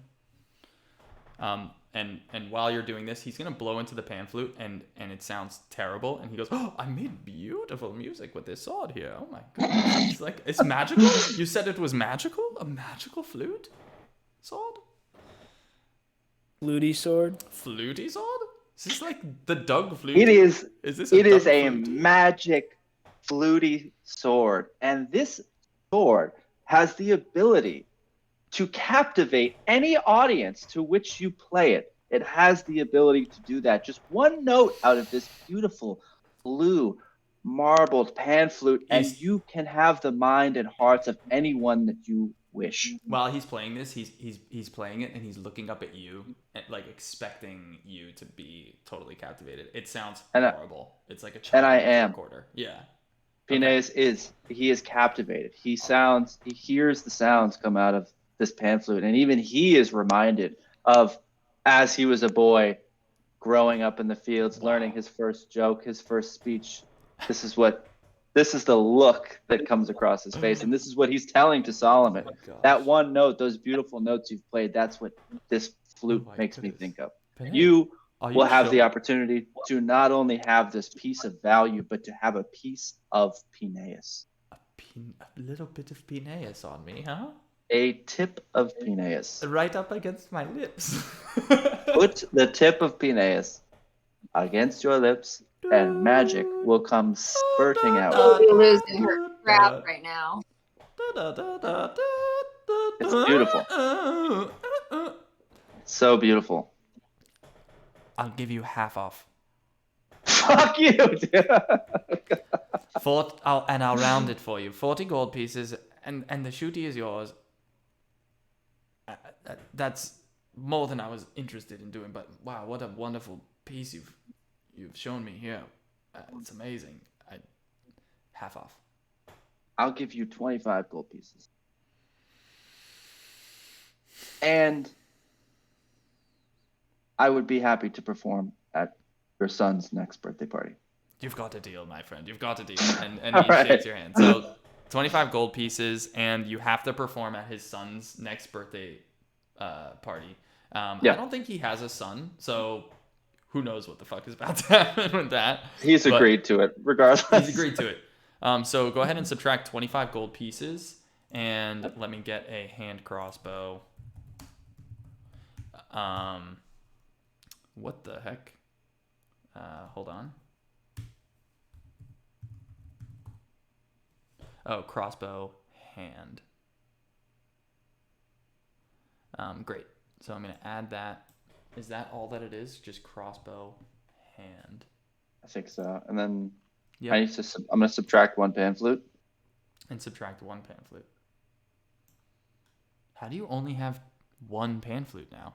You should have way more. Yeah. I should have. I thought I had like 3 of them. Yeah, you definitely should. I thought you had 4, so you can just go ahead and make that 3 pan flutes, because I was pretty sure you had 4 pan flutes.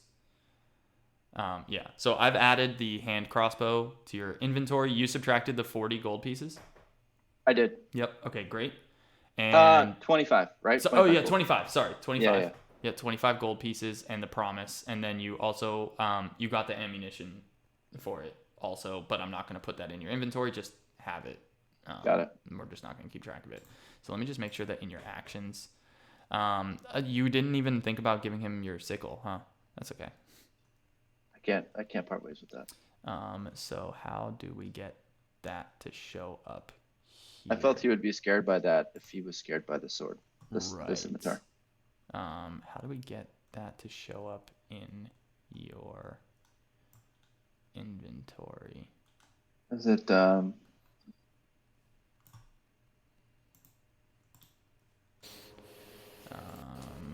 I got it. It's in my No, weapons. it's in your inventory, but I mean in your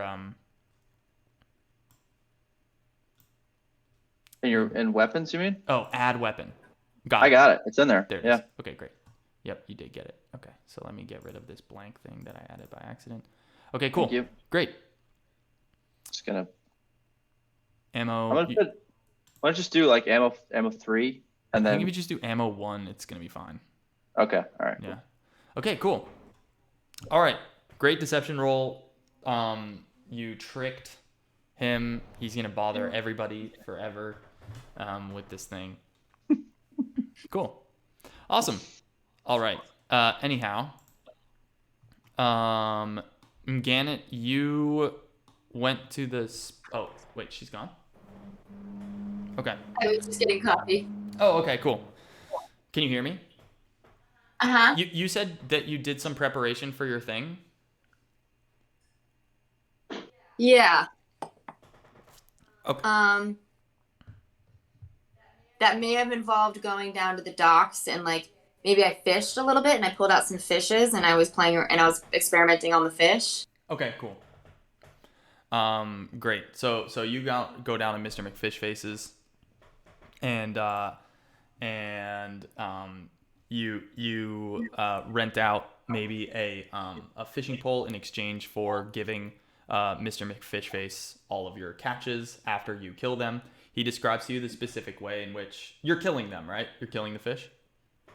Yes, they might not be like edible though.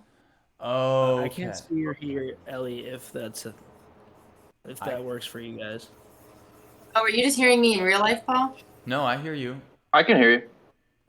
Oh. Oh, okay. That's weird. It is weird.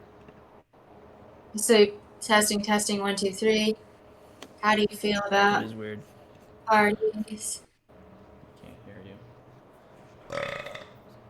That's weird. You're talking. I mean, Brendan, you can hear both of us. Yeah.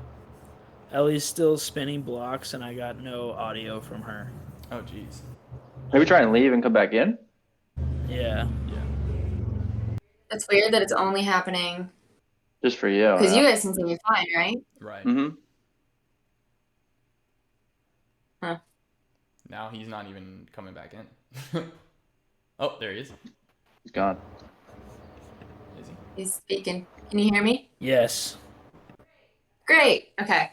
All right. Better. Yeah. Well, I was just saying that I don't think the fish will be like edible after. Like you're gonna. Like really... they'll be edible, but they won't be like you can't make a nice fillet out of it. Okay.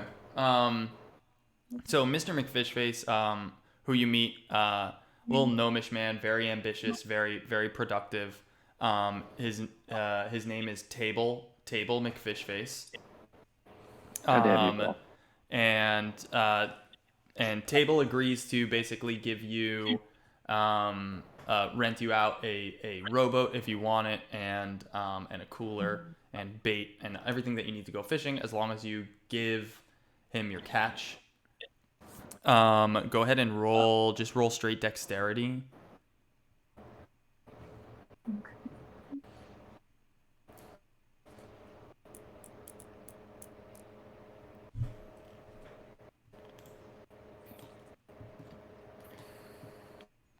A 10. Okay, you're like not amazingly successful with your catch. You maybe get like 4 fish for the day that you spend down here. And great, but you're able to practice with them decently enough, kinda, and then swell.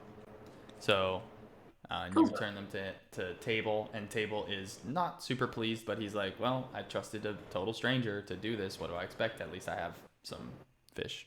So it's like very, very mild situation. Cool. So that's gonna be that, and then Penaeus. The last thing we need to do before we do the expo is you need to go and return to Yep. Cicero. Yep. So you return to Cicero. Fuck you, dude. Don't do this to me, man. Don't do this to me, man. You return to Cicero. And he's agreed. Oh no, you already paid him. I paid him 8. I still owe him 4. Should the work be satisfactory? Oh no, the deal was 8 total. 8 total. Yeah. Oh, okay, great. Yeah. You're paid up. Oh, okay, great. It was either 8 total. It Or was either 12. 8 or 6 and 6. It was either 8 total or 12 paid in 2 installments. So. Got it. Okay. Mm-hmm. So he walks in and he goes, Penaeus. Oh, sir, come here. And he brings you over, and he has like a chair with a mirror set up. He's been waiting for you to come back. He's so excited. Oh, like And it's this one of those one. spinny chairs. Yeah. And he tells you, sit. I have your headpiece ready. Are you prepared for this? I'm very happy with how this turned out. Come. I'm prepared. Sit. Penaeus is feeling excited. He's feeling your excitement. Excellent. And he has you sit in this chair facing away from the mirror. And he says, close your eyes, Penaeus. And you close your eyes, and you feel this snug piece fitting over your head. It's definitely like conformed to your exact specifications. And you feel the sort of the skin of it draped down onto your shoulders and over a little bit onto your head, and you feel this piece on your head. And he says, "Are you prepared, Penaeus? Are you ready for this? Are you?" I'm ready. Okay. And he says, "Open your eyes." And you open your eyes, and you're not facing the mirror. And then he spins your chair around, and there's just this sort of like black, like piece of cloth over your head. Like it's not a panther. It's just like this black piece of cloth. And Where's the head I gave you? Oh no. I'm just doing a big reveal. And he Okay. goes, Oh my god, it's not like I was like, dude, what the fuck? 3, 2, 1, and he whips up the black cloth. What Cicero has made for you is like a little pair of cat ears that like the weebs wear on a headband, and it's just cute little cat ears he was able to salvage. And he says, but wait, and then he puts over your nose a little cat nose with whiskers. No, he doesn't. That's on like a thing that's like snaps over, and so that's what you just this little fucking like sexy girl cat ears, and then this little nose. Oh my god. That's all he was able to say. So funny. Penaeus falls to the ground on his knees with his new hat. Looking in the mirror, he places a hand on the mirror and says, "No." And Cicero says, "Penaeus, I don't normally like to speak in such ways, but actually he doesn't have this accent. I don't know why I'm doing this accent. This is not what Cicero sounds like. Okay. He's very matter. He says, Penaeus, I don't normally speak in such ways, but I have to say, as I was making this for you, I kept having this feeling. This is destiny. This is he was destined for this. Do you feel it too? Do you feel the destiny in this? I feel it. Yeah, it feels great. You know, it would feel even better. What's that? I think is the knowledge of where the rest of my head went. It's scrap in the trash. There was. What do you mean scrapped? It was unsalvageable. It was meat and shattered bone. The bone had actually splintered inside of this. Do you want me to show you? And he pulls out this horrific looking pile of fucking gore Dude, and he picks it up with, he's not even wearing his gloves right now. He just picks it up with bare hands and he sort of puts it right in your face. And he's like, look at it. Look at this. It's disgusting. You can see the bones sort of, as they shattered, they punctured the skin from the inside. Do you know what it's like? The fascia inside has lost all of its structural integrity. And there are a few teeth in here. And there's like a string of goo that he pulls out. And he's like, here's a fang. And I just assumed you didn't want this detritus, but here, it's yours. And he puts it in a little. I keep giving him this fucking accent. He doesn't have a goddamn accent. He's like, go with what you feel. You know? It's yours. This is for you. Here you go. But so I have now in this bag is like teeth and goo. Yeah, it's trash. It's garbage. Yeah. Well, you blew its face off, and yeah, you blew his fucking face so off. that's all that's left. And then you ripped his head off. Not very well, and I sawed it off with my dagger. With a fucking dagger, and then had to twist to get the spine disarticulated. It was not clean. And then you soaked it in embalming fluid for like 5 days. It was like not the finest piece. Okay, I mean, here's the deal. You already have my money. Everything's ruined. Are you dissatisfied, Penaeus? Are you dissatisfied? No, I'm not dissatisfied. Okay. This is fantastic. I'm proud. You've done me a great service. You were meant to really wear this hood, Penaeus. The nose I added in as an extra. The nose I just was having. I have to admit, I was having fun, which is not common for me. But this was quite a Rubik's Cube you gave to me here. This puzzle. Yeah.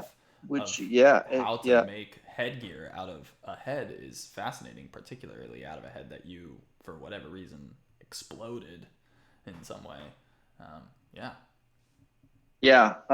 Okay, great. This is awesome. This is fantastic. I love it so much. Goodbye. Great. I will take my items and I put them in a bag and I walk outside and I see that there's a trash can outside and I put them in the trash. Wait, you put the headband in the trash too? You throw the headband in the trash? I want you to wear it forever. I put it in the trash for a moment while I think. Okay. And it's in the trash, and I'm looking at it in the trash, and I realize what a waste this is. And I think there must be some purpose for this. And for a beat, I'm thinking, and then moments later, I'm wearing the ears, and I'm trotting away on my horse. Okay.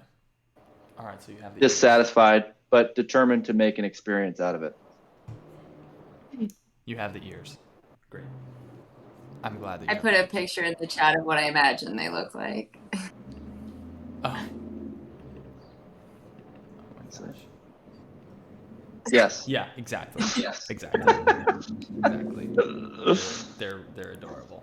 Yes. Great. Thanks a lot, Cicero. And then I'm gone. And you see as you leave, you're looking in the trash. You look in the window of Cicero's taxidermy shop. It's not called Cicero's Taxidermy, but and you see him. He has a smile on his face, and that didn't seem like his vibe. He was not like a particularly happy dude. He was. He got me. But he was really happy with what he made here for you. Oh, he thinks it's really, really good. And no, he didn't get you. He's authentically happy. Yes, he thinks that he has outdone himself with this piece that he was able to make out of this mess. Excellent. So you have some cute little Susan ears now. You look freaking sexy. Oh my god. Fantastic. This is the funniest shit. I feel like Motherfucker. I feel like You thought you were gonna get this ferocious, like, I'm a badass panther hood. I just literally want to show you. Let me just to really drive this home. yeah, pretty much. This is what I was imagining. Oh, that is really unfortunate for you. Wow. It had no panther. That was a wolf, and I was willing to bite that bullet. No. Oh no, you're going to have to.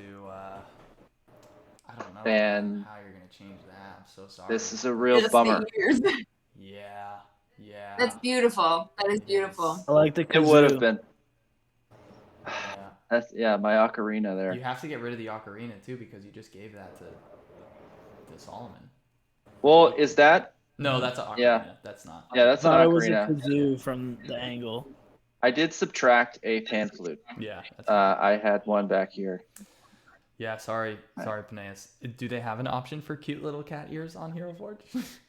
If they do, I'm sure gonna find it. So That's really freaking funny. Holy cow. Man.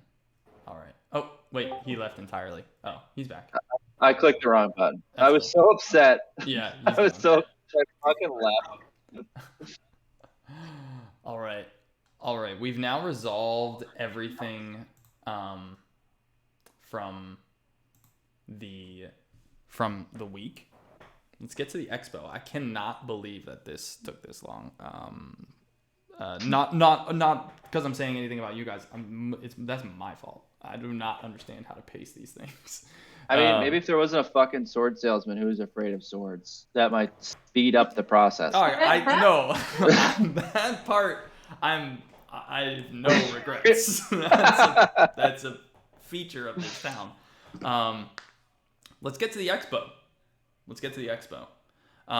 So Mgannet and Penaeus, Mgannet and Irtok roll initiative, please. Ooh. Not that you're gonna fight, but I just want to figure out the order.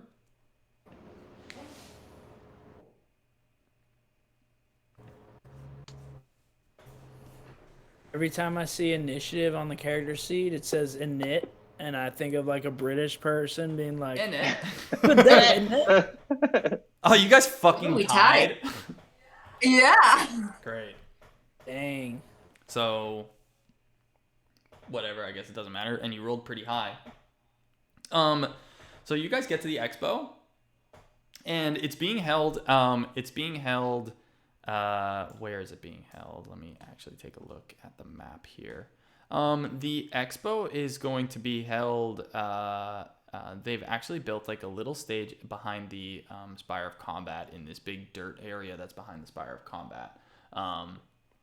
A sort of a stage has been constructed by some of the gnomes that day, pretty quickly, and there is just standing room, but it's pretty crowded. The crowd is sort of spilling into the surrounding roads, and there's a lot of people here. It's everybody's interest to watch this. And Mayor Jelenith, she gets on stage and she welcomes everybody to this year's Residency Application Expo. And she says we have a wonderful list of applicants this year. Some of you may have met some of them. There is Foregar, Foregar, who's going to be demonstrating their talent of craft. We have that was Foregar. We have Mgannet. She's going to be showing us some sort of. She told me she didn't want to describe it too much, but something having to do with artistry. And we have Irtok after that. Irtok, who will be performing some sort of a healing, I assume, ritual to show us his powers of healing. And we have Carabin. Carabin is here, and they said that they have something that will delight the senses and shock. I don't know. I'm sorry, Carabin. You were totally weird about it, which we like, but I'm just gonna let you do your thing. And then there's Prost, and Prost is here to read something that they've written and do a little bit of magic as well. Cool. So first off is Foregar, and Foregar gets up there, and their presentation is it is pretty lame. Foregar goes up there and shows off some of their inventions that they've made, but most of them really look like things that you guys have already seen before. There's like a thing that's basically a bicycle, but it has 3 wheels, and he calls it the triplical, and you guys are like, this is kind of stupid. and he rides it around, and he invites someone else up there to ride it, but they don't understand how it works, and he has to explain it to them, and they don't end up really getting a lot of motion off the ground with it. They're just kind of stuck. So his is pretty much a pretty big flop. Everyone claps, but it's just like it's over for him. And whatever, he goes back into the crowd. And then next up is going to be Mgannet. So Mgannet, you are introduced by Mayor Jelenith, and a little musical trio kind of plays as you get up on stage, and you get up on stage, and before you do anything, what I would like not before you do anything, go ahead and describe what you do when you get on stage, and if you want to role play it and act it, feel free, but just go ahead and describe what you're preparing for everybody. So when I first get onto the stage, I set up like a table, and then I've got my pigs. Maybe they're in the cart, but they're at this point unconscious. And then directly behind the table, I set up a large canvas. And am I good with the pigs being anesthetized? Can we assume that I found a spell and they're... It's totally fine. Someone casts sleep on them. It's not a big deal. Yep. Okay. So then Mgannet says to the audience, so what I'm going to be demonstrating for you guys today is something that I've actually never told anybody that I am talented on. Kind of a private little project that I do in my free time, that I discovered, on my travels here and there. I might have had to defend myself against some untoward creatures and men, and I happen to notice that if you stab a body in just the right way, you get a really incredible spray of blood coming out. And if you happen to have a canvas around, then you can capture that spray and you can make a truly beautiful work of art. So that's what I'm going to be demonstrating for you here today. I have some pigs generously lent to me by, what was his name? Torrent? I don't remember. Torval. Torval, and my assistant here, Sanson. Don't worry, the pigs are completely asleep, anesthetized. They won't feel anything, and they're going off to be made into sausage anyway. So we're just trying to make something beautiful along the way of the process of getting your hot dogs. So, it is important though that their hearts are still beating. When this all happens, because that's kind of key here, and you'll see why in a moment. So now I guess I will present to you my talent. I am a blood painting artist. A blood splatter artist. Awesome. So there is definitely some mixed reactions in the crowds to hearing this, which is a good thing. There are reactions and they're strong. Some of them positive, some of them negative, but the fact that reactions are here is a very good sign. There's some tittering. The judges are kind of looking at each other and they're nodding. Jelenith is very focused and watching this. She's definitely never seen anybody present this type of thing, and she's almost wondering gosh, I hope this is not good, because what the hell Spire is she gonna go into for this? This is wild. So what you're going to do, you have 5 pigs. Yeah. So what I'd like for you to do is I'm going to have you start by just roll a performance check. And what we're going to do with your performance check is we are going to it's an 8. Okay. So then what we're going to do with the rest of this is I'm going to have you roll a dexterity roll, and then I will have you add an additional +1 to it to represent the practice that you got with the fish, because you didn't do a lot of other practice, it sounds, this week with that. So a dex roll. Yep. So dex, and then I'll add the one manually just when we see that. A 9, so a 10. Okay. That is unfortunate. Yeah. So you make this splatter arts. And the first pig that you stab it, and the blood sprays straight into the crowd.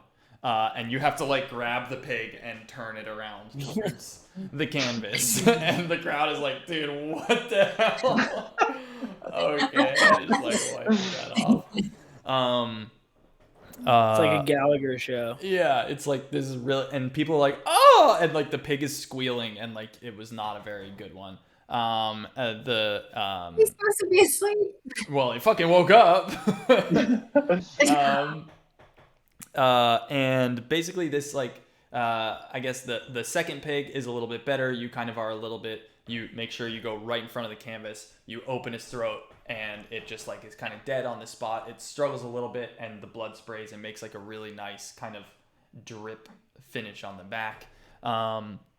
The third pig, you stab it like straight into the heart, and Sun is like, no, but you do it anyways, and that comes out in like these globs almost onto the canvas, and the fifth and sixth pigs, you attempt at that point, now that you have sort of what you're looking at is like a drip, a slash across the canvas, and maybe 4 like punctures of blood on the canvas. On the last ones, you attempt to draw like happy family holding hands, where like those are the 3 of the punctures are like the family, like you and your parents, and then the last one's the sun, like a classic like kids drawing made out of this sprays of mutilated pig's blood. But it turns out like kind of rough. It's not amazing. And now that your painting is finished, and you are covered head to toe in blood, by the way, and there's this pile of pigs that you've kind of laid back into the cart that they came in on. So now how do you want to like end your presentation now that there's this canvas? How do you want to end it? So I turn and I say, this has been very vulnerable for me, sharing this talent with you. I appreciate you watching it with me, and I present to you this piece, which I shall call My New Family Tassel Tory. Okay. Yeah. There is mixed claps throughout the crowd. Most people are shocked, and that's it. And Jelenith gets up and says, "Okay, very nice, Mgannet. That was something. That sure was something. Okay. Mgannet, everybody," and everyone claps politely. All right, very nice, very nice. So we'll go over the results at the end after this is all finished up. Irtok, Jelenith gets back on stage and she says, and okay, can we just get a quick mop or something? And like 7 wizards show up, and they just they all press the digitate at the same time, and it like, and all the blood vanishes from the floor.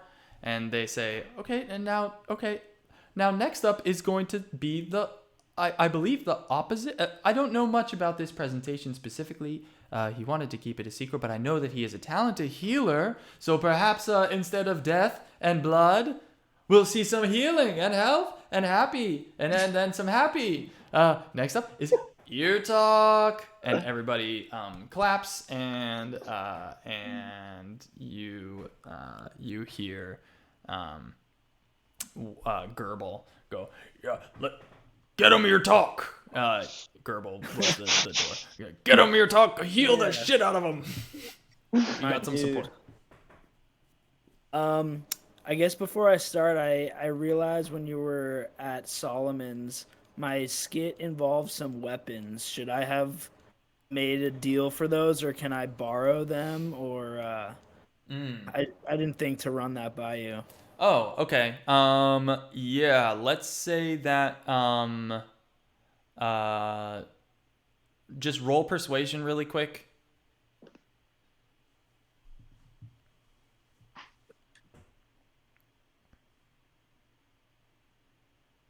Wait, what weapons? Some darts and like a hammer or an axe. Okay, that's fine. Solomon sells those. Awesome. Amazing. All right, cool. So Solomon let you borrow these free of charge, on the condition that you return them and that he gets a free seat at the expo, which the expos don't cost. It doesn't cost anything to attend. Solomon's a fucking idiot. What do you mean? He rolled a 16 on persuasion. You sold him a piece of shit. The guy thinks he needs a seat at the expo. It's free. He also bought a fucking pamphlet for you for like $900. And agreed to have me perform at his son's birthday, which doesn't exist. Yeah, he's not smart. He's a damaged individual. All right, so cool. Damaged, yeah, you have whatever things that Solomon would have, which is anything that basically doesn't have that isn't a handle with a blade. Axes are fine. Hammers are fine. But no like swords or daggers, basically. Okay. You have access to. Okay. And Penaeus, you already have your own dagger, right? I do. Okay, so will you be needing me for this? Yeah. All right. I don't know if that's cool. I was talking yesterday about you sort of being like my assistant on stage. Oh yeah, of course. I was speaking as Penaeus. I apologize. Oh, okay. Oh. Yes. I'm sorry, Mgannet, I forgot that Elva was gonna help you with this week. I forgot about that. Elva was supposed to help you. Mgannet, can you actually roll performance one more time? Sorry to interrupt you, Irtok. No problem. Yeah, just one more performance, which is just gonna be a D20 plus 3.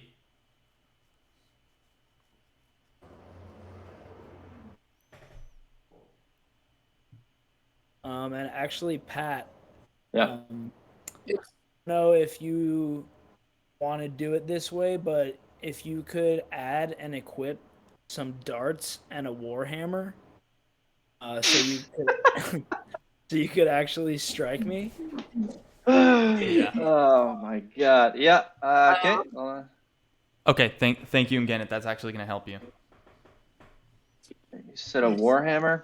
Oh wait, you wrote persuasion there. It's performance. Okay, so you rolled it. You rolled a 10. You rolled a 10. It's fine. I rolled a 10. It's the same. Yeah. How do you add weapons? Actually, that's a good.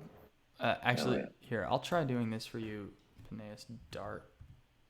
Oh. I just added like 3 ghost equipments. I don't know how to delete them. Yeah, just hit edit list and delete that one. I don't even see that. The only edit list. I only have a plus. Edit list is at the bottom right of the whole entire character sheet. Gotcha. Thank you. Yep. Beautiful. How did you add the hand crossbow?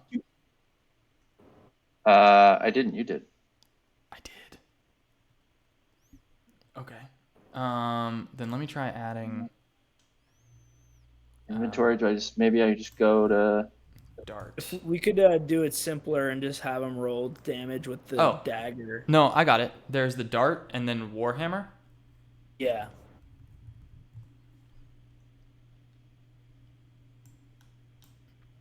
All right, you have a borrowed dart and warhammer in your inventory now. Warhammer, dart. Great. And I don't know if you need to equip them to like be able Oops. to use them. Dart hammer. Yeah, I don't know what just happened. Hold on, I got it. A wart hammer. Shut the fuck up. I'm working on it. Okay. No, he's all good. He's got him. He's ready to go. I'm good. I'm equipped. All right. Mm-hmm. Great. Yeah. I can't So wait to use these. So Irtok, you're gonna invite Penaeus on stage. Yeah. So not yet. Okay. I'll take it from here. I'm Yeah. ready to go. Okay, go. So I'm holding these things already, right? I mean, so they're on the table, but we'll just have them equipped in your character sheet Cool. so you're ready to go. I don't know about these yet. Okay, cool. Irtok walks up on stage and puts a table down, and it's got like a huge assortment of throwing darts, a warhammer, and a dagger. And he then goes and brings like a post with like legs on it, just like a vertical post that he like secures to the stage somehow with like nails, I guess. And he walks to the middle of the stage, removes his like shirt and top like vestiges, and you can see he's covered in like scarification patterns that he's like done himself in some sort of like stipply effect. And all up his torso, chest, and back. And he says, "Good afternoon. My name is Irtok. I'm here today to demonstrate the power of Ilmater." And then looks at the mayor, and he says, he reveals that his... Oh, wait, sorry. I reveal. For he is the incarnation of compassion and the eternal foe of suffering. It is through him that I pay penance and receive his sacrifice. The suffering that I endure in his name will only strengthen my power to heal others who are oppressed, in pain, and in need. So it is without further ado. My assistant Penaeus will join me and carry out the celebration of pain and suffering. And then, so he motions to Penaeus.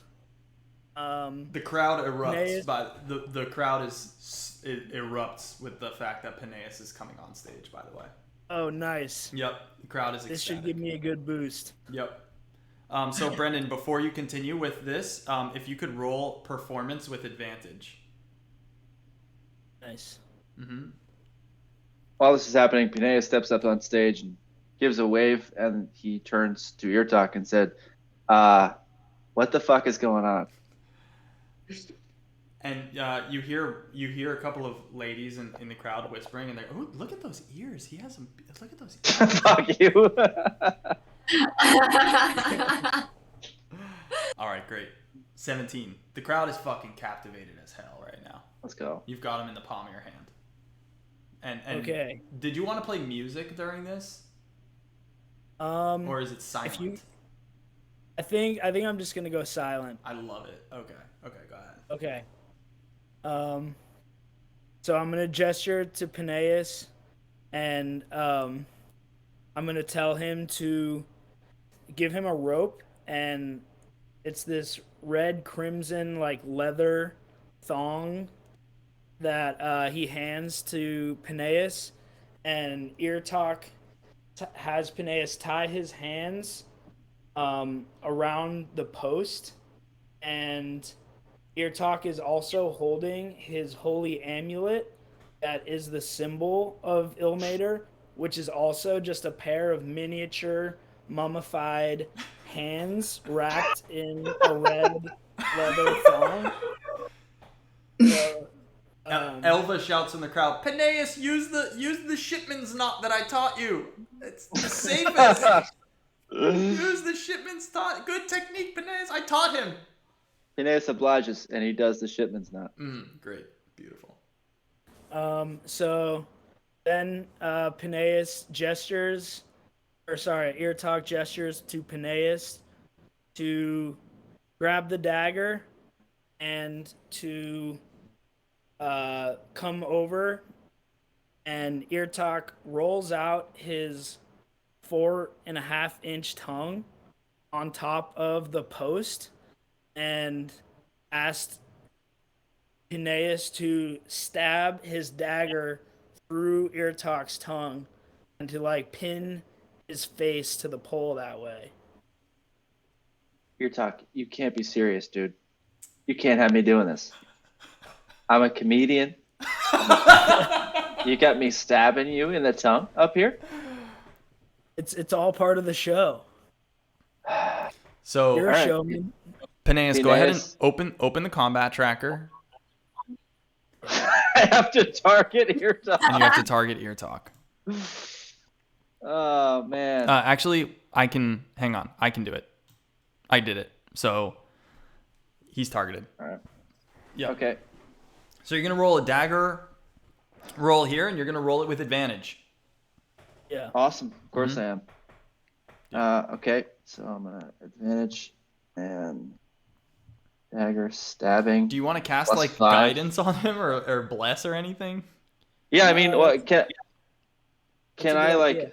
I can. Let me see. So I have a question about like casting things like Yeah. that. So like, what's like spells like that do I have like in terms of like you said like guidance and shit like that? Like, I don't see that. That's obviously not in, like No, my spells I was talking thing. to Is that Irtok. like Whether Irtok Oh, wanted got to it. cast. I don't think that you'll be casting here, won't. Penaeus. You're not really that in control of the situation. Okay, got it. I Alright, think cool. that I was asking Irtok if he wanted to assist you in these attacks with. Yeah, I think I'm gonna save my spell slots to heal myself. Okay, cool. That's fine. Great. Okay, so Penaeus, go ahead and roll your melee dagger attack roll with advantage on. Yeah, I've got advantage. And you're already targeting Irtok, so Melee dagger. I'm really sorry, buddy. yeah, that's a fucking hit. I just fucked you up, man. Yep. So then now go ahead and roll damage. Okay. That's maximum damage. Okay. Wow. Are you gonna make it through? This is what you wanted, man. Yep, this is what I asked for. All right. So for the remainder of this performance, if Irtok speaks, you have to stick your tongue out and speak it because your tongue is pinned to Yes. the thing. The crowd gasps, and do you groan when this happens, Irtok? Yes. I let out a very low. Okay.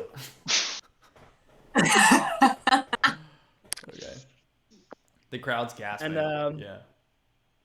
And I say, What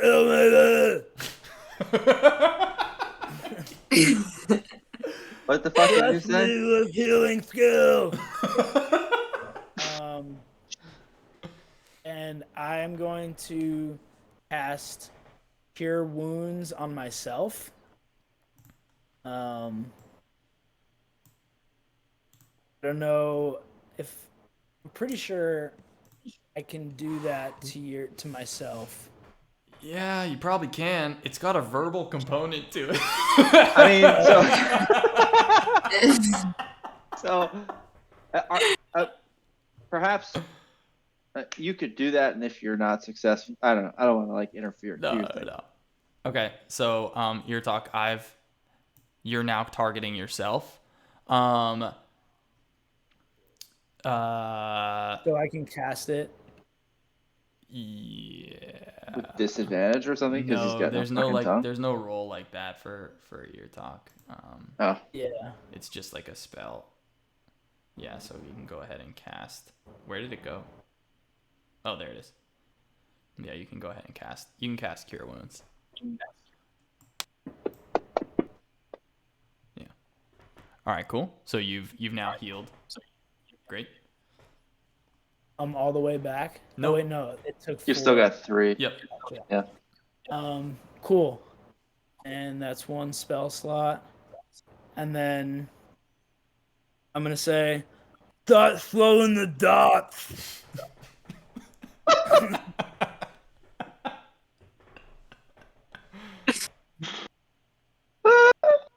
Okay. All right. Penaeus, dude, we can't get. No, you're all fucked up, man. You want me to throw darts at you? The crowd's Stupid. the crowd saying, "Throw the darts, throw the darts." They're into this right now. Okay. That high performance is good. Penaeus respects the crowd's wishes and takes the dart in his hand, and with advantage, With I advantage. suppose. Yeah. He Yeah. throws the dart. Fucking crits. It's Oh my critical God. hit. That was a 1 and a 20, by the way. All right. So you're going to roll the dagger damage, or excuse me, the dart damage. Dart damage, right? And I wonder if it's going to keep track of that. That was a crit. Oh yeah, shit. I'm not targeting him, right? No, you are. You did a good job. I am, okay, Yeah, cool. I got you targeting him. Yeah, it does. It automatically does the crit. All right, that was 7 points of damage on that 1 dart. Dude, I'm gonna kill you up here. Was this You keep in doing your this. back or Yeah, he's shooting him from my back while I'm like strapped and pinned down by my tongue. All And that's 1 dart. That was 1 dart. Yeah, that's just 1 and dart. it's now sticking in his back and it's like stuck there. You fucking critted him, dude. You hit him right in the spine, like right dead center in the spine. Penaeus gets the tacos. rolls. What the fuck? 1 more dart. 1 more dart. Crowd wants 1 more dart. Okay. Irtok is going to say, not so fast. And he's going to cast another Cure Wounds. And I'm still targeting. Yep. All right. Mid roll. Okay, fuck. And he's also going to do it again, I guess. I would be happy to cast Healing Word because I'd really like to not kill you up here. I know that we still have so many more weapons left on this table. Yeah, go ahead. Cure me as Look, much as I'll you just want. let you know. This is your Expo, Irtok. This is you presenting your talent. So I will ask as Penaeus, would you like me to cast Healing Word? Because you are hurting, buddy. Trust me on this one. Okay. All right. I won't. What's next? But Irtok is going to cast his last spell slot if it's not too soon. Do whatever you want. Yeah, okay. Yeah. We're not in combat or anything. No. All right. All right. Then, so go ahead and throw another dart. Irtok's going to say, you ain't got nothing. Okay. Penaeus takes another dart and closes his eyes and throws it. Probably wouldn't have advantage there, but it doesn't matter. Fuck. It's not going to make a difference. Oh, whoops. Okay. It's okay. Yeah, whatever. You hit. We'll move this along. Yeah. Hit. I mean, And another the damage. only reason we're rolling is not to see whether or not you hit, because if you miss, you'll just throw another. It's whether or not it's a crit. Okay. It'll hit no matter that was- what. Okay, and then max damage again. Jesus goddamn Pretty Christ. beefy. All right. Okay. Hit points. Yeah. Okay. The crowd is What next, going bananas right now. They can't believe you're still standing. Okay. throw another. Another dart?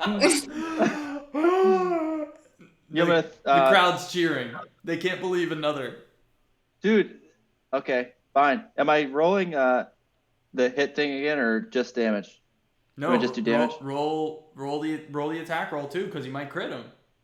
But not with advantage or with advantage? Doesn't matter. If you're gonna close your eyes, it cancels out probably. Yeah, if you close All right. your eyes, it will cancel out. I will be closing my eyes for this. Then just and no vaguely advantage. aiming towards you. Just roll it. It's crit. Just kidding. All right, go ahead and roll damage. You hit him. You're rolling like a fucking god, Penaeus. Dude. Min damage. All right. Okay. Irtok is going to use Channel Divinity. Hold up. Irtok. You have Disciple of Life. Yeah, that's what I'm about to use. No, but you're about to use Preserve Life, right? Oh yeah, you're right. You should have been getting 2 additional healing every single time you healed yourself. Right. So you cast 3 Cure Wounds, so I hit you with 1, 2, 3 Disciple of Lives. Nice. Excellent. Because Disciple of This Life is nothing for him. Yeah. Oh no, it should be +3 because it's equal to 2 plus the spell's level. So I just healed you for 6, but actually you should have been healed for 9. So you're good now. So you're fucking like taking this like a champ. Yeah. Sweet. You're chilling. Another dot. Unbelievable. So you got 3 darts in the back here. He has 3 In your darts back, right? hanging Okay, out great. of his back. Here comes another one. My eyes are open now because Because fuck it this feels guy. like you got this coming, dude. All right, it's just a hit. All right. Heavy. Okay, Okay. do one more. One more dart. Or dart.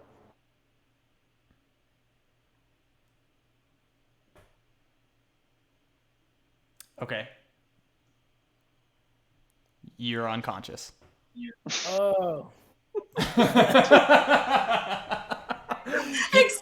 Dude, he straight up needed to roll max damage to knock you out. I know. And I he know. did. I just can't believe that just happened. Yeah, that's pretty rough.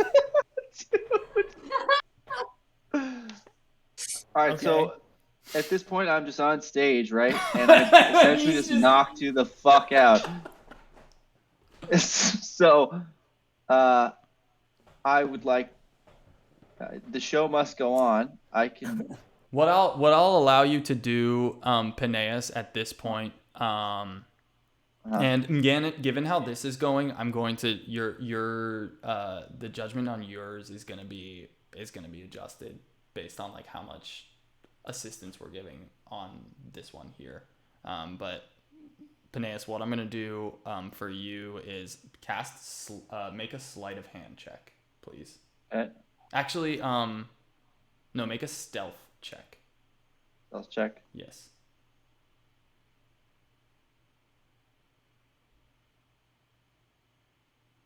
Okay, it doesn't work. Sorry. Never mind. So, what was that for? I was gonna see if you were able to cast a healing spell without the crowd noticing.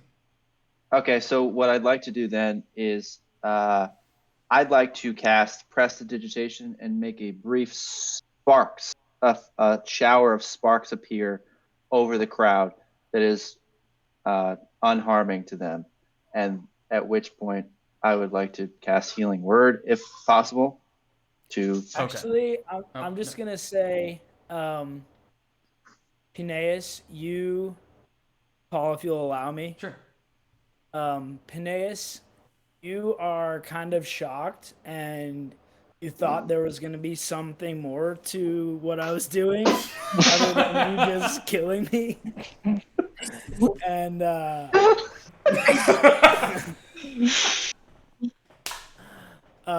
so in this moment, you're standing there and then Irtok, gains consciousness. But he is still laying on the floor pretending to be unconscious. And then he makes a prayer for Ilmater to show some sort of cosmic sign. So he makes a prayer for something to happen. So really quick, what caused you to just regain consciousness? Yeah, so my race grants me something called relentless endurance, and it I just shared it on the thing. When I'm reduced to 0 hit points but not killed outright, I can drop to 1 hit point instead. It's bananas. That is bananas. How come that's not in? Oh, I'm in halfling right now. How come that's not in your list of like traits? Oh, it is. It's in your list of traits. Oh my gosh, my bad. Yeah. Okay, great. I don't know how maybe the DM has to do that in Fantasy Grounds I was hoping it would just like give me an option or something. No. I'll just keep track of that. You just have to remember it. Okay. So I put you at 16 wounds and then undid your unconscious status effect. Okay. So you're just lying on the ground right now. Lying on the ground, saying a prayer while everybody is in disbelief and really confused about the performance that they just watched. But still kind of into it. I'm hoping that they were sort of like, into it in sort of like a Colosseum gladiatorial, bloodthirsty way. Yeah. So as this is happening, Yeah. I suppose I would lean down to you and say, dude, what the fuck do you want me to do? Because you're pretty banged up here, bud. I guess what I'm asking is if I were to call on my deity to like do a sign out there, do you think that is something that I could like have a better chance at with my like good wisdom roll earlier or something? Guess I'm asking my god to like help me put on a little pizzazz to my show. Is this just a straight channel divinity that you're doing? Is that what you're saying?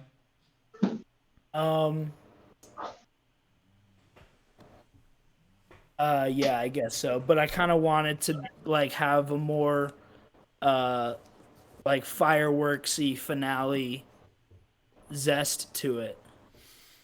Okay. So I think that what you'll need to do is channel divinity is what you would use to call upon Ilmater. Right. Oh no. Am I thinking of something different? No, you have channeled divinity. Preserve life. Right, I know you have channel divinity preserve life. Isn't there one where you can like make a wish to your god? Is that something? Is that called something else? I think that's later. Oh, okay.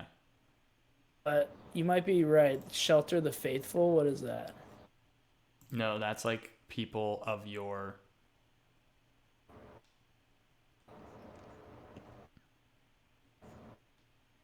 That's just like people of your faith respect you automatically, I think.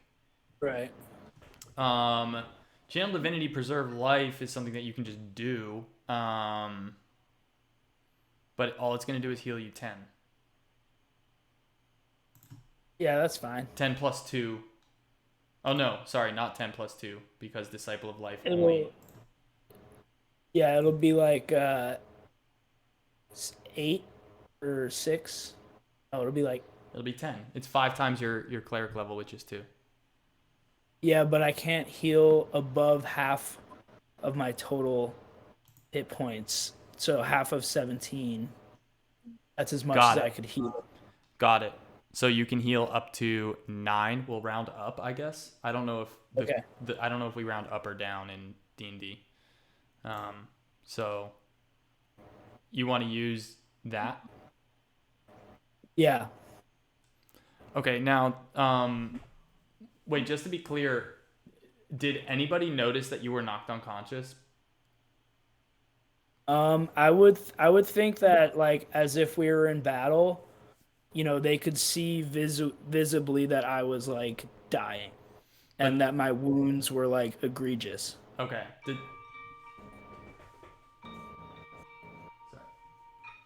Sorry about that. They can see that you're dying. I'm trying to understand. Okay, so he threw the 4th dart or whatever, and then you slumped onto the ground with your tongue stretched out or whatever. Yeah. And then Penaeus walks up to you, or do you just do this Disciple of Channel Divinity? I just do it. Okay. Okay, cool. Yeah, so you heal back up, and no one notices that you use Relentless Endurance either? Well, I guess, yeah, everybody thinks I'm dead, and then when my Relentless Endurance kicks in, I am pretending to still be unconscious and hang there, and then I stand up and hold up my holy symbol and go, like, in the name of Ilmater, I heal myself. Okay.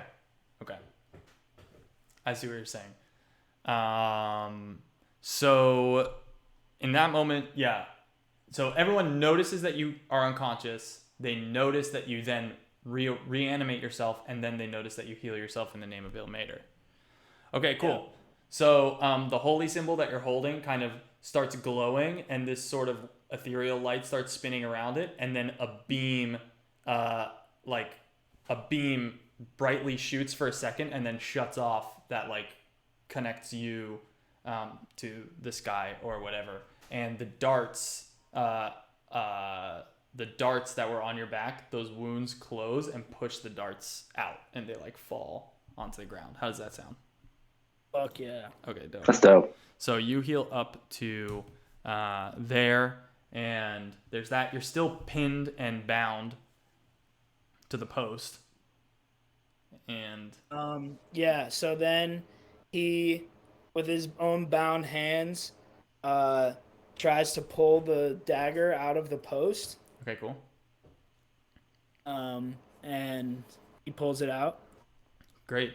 And he goes, he looks at the crowd, and his tongue is still all fucked up. Oh, yeah. So he's like, thank you very much. I hope you can accept me into your beautiful village.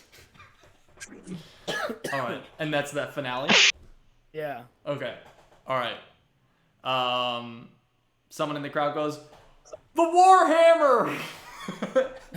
Penaeus hit him with the Warhammer!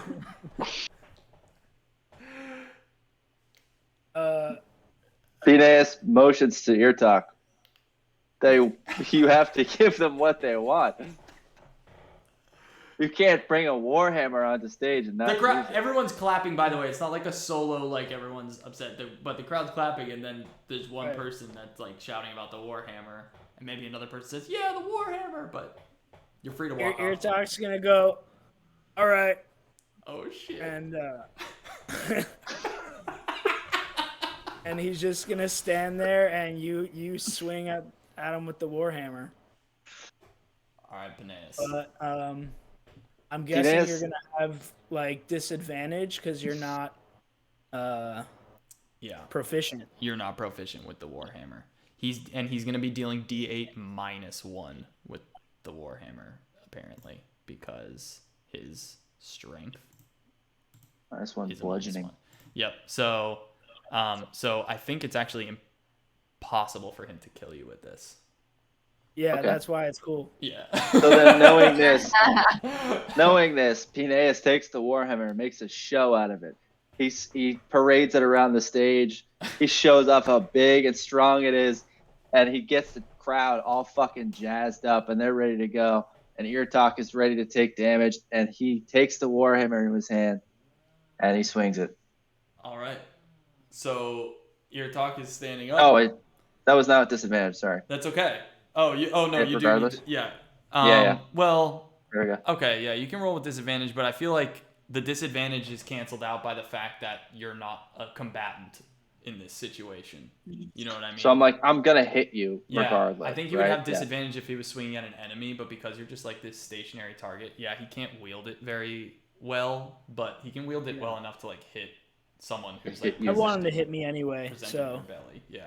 So do I need to redo anything? Because I just rolled. No, just roll the You can just go with damage the 13 for the if you Warhammer. want. Yeah. Damage. Okay. Here we go. All right. 3 damage. It's not impressive. How bad? The darts were fucking you up way worse. So you swing it, but your little noodle arms are like, but you bop him right in the belly. He's kind of got his arm. You got your arms up, and he just bops you in the belly. Maybe you weren't even paying attention. You're talking like, and he bops you right in the belly, and you take the damage, and then. And as that, I'm taking a bow, and I'm like, like in a lot of pain, like knock the wind out of me. All right, awesome. And I'm gonna get off stage before anybody asks for anything else. Yeah, and then, for sure. Penaeus drops the hammer, and takes a bow, and Awesome. exits. All right, cool. Nice. All right, great performances, guys. The other 2 performances, the second guy, Cornwallis or whatever the heck his name was, who had something that he was going to delight the senses and shock. He goes up there, and compared to the 2 of your performances, his is like very tame. Like it is not a big deal. He presents basically without even like a live demonstration. He has a dummy, but he presents this torture machine that he's constructed to inflict a maximum amount of pain by basically it's this machine that he straps this dummy into, and it's this machine that's these sets of claws that go like this, very large, maybe they're like 5 feet tall, these claws that go like this, and he straps this thing in there, and basically it goes in and it peels away the skin, and then the fascia, and then the muscle, and then it's slowly like basically peeling away through separation layer by layer of this like dummy. And he has all kinds of fake blood in there, but it's not like a real person or anything like that. And then it rips rips it in half at the end, and there's like these 2 halves of this. Like it's pretty horrific looking machine, but and pretty impressive and pretty like evil. And someone in the crowd says, "Irtok, get in!" And I think you're probably taking a bath or something somewhere. Yeah. Irtok is intrigued by the device, though. Yeah. So, and when this person that gets up there is like a clearly like evil looking, like gnome, like it's a gnome that is like a craftsman and inventor, but like definitely evil looking and like really shifty dude. And then the last person was a wizard who they like put on this performance that is like it falls a little flat. It's a little basic for what's happening here, but it's like a story that they tell, and then they're casting these minor illusions to essentially like have the story played out on stage, and it's this combination magic / spoken word performance, but it's like it's fine, but it's a little basic in terms of like their skill.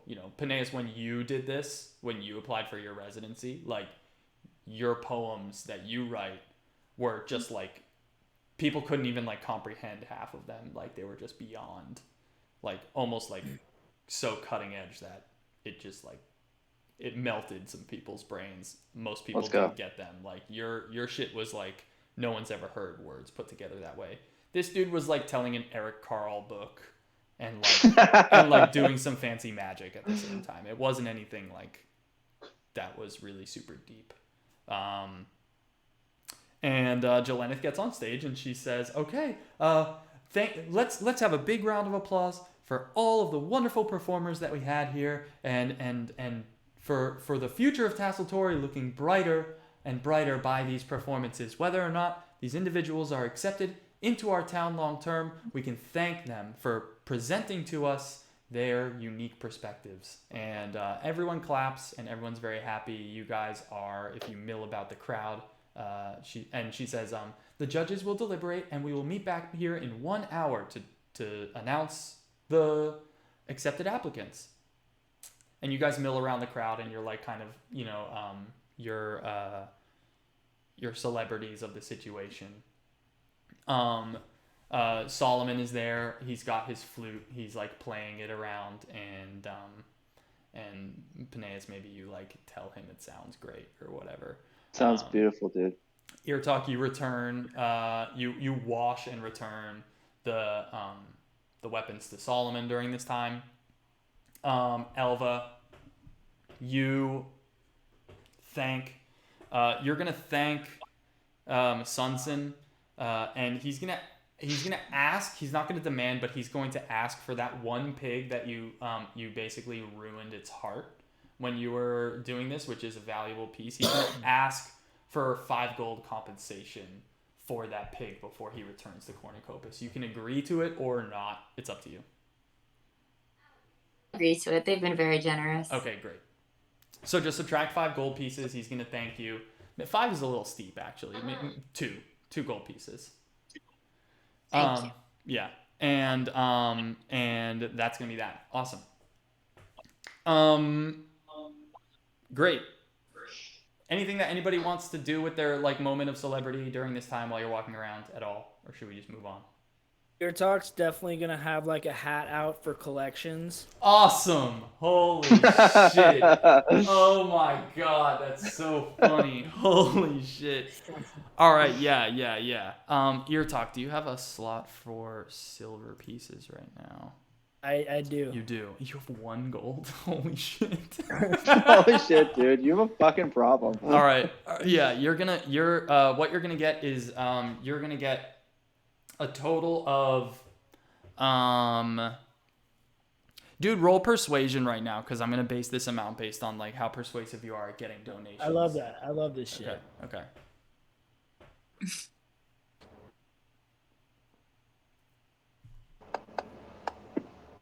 Oh fuck! Wow, let's go. Shit, bro. Okay. Let's get paid. Yeah.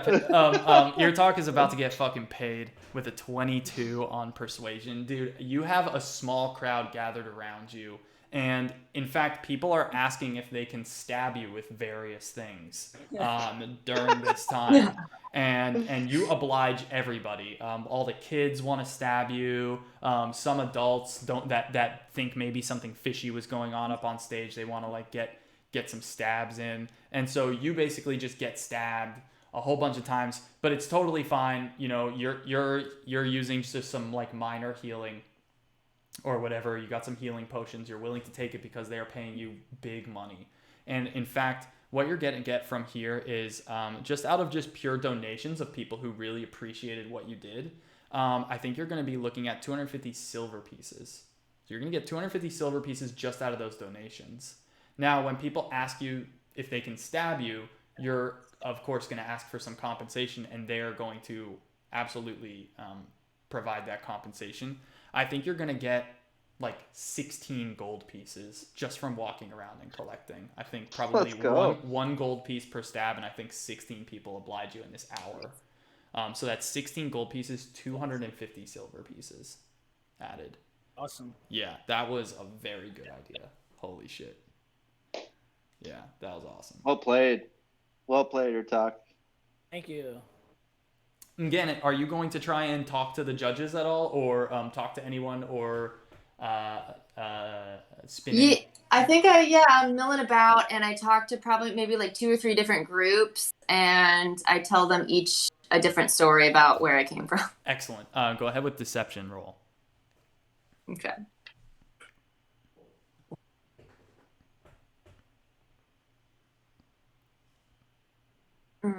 It's gonna be a. My deception's awesome. Yes. Okay, you as well. Holy shit. Nice. You're telling these stories, and you are getting people. They're crying. Like, I'm assuming that they're sad stories, or what types of stories? Oh yeah, each one is a story about how my parents died, and each one's different. And is there anything that you're trying to get out of deceiving these people? While they hug me after to comfort, while we're hugging each other, I might be slipping in their pockets a little Picking bit. their pockets. So the purpose of these stories is to get close and like disarm people so that you can steal from them. Yes. Okay, great. What I want you to do is you talk to 3 different groups, and you rolled high on your deception. No, what I'm gonna do is roll sleight of hand with advantage. How do I add advantage? You're rolling with a physical d20, right? Right. Oh, so I just would roll Just 2. roll twice and pick the higher number.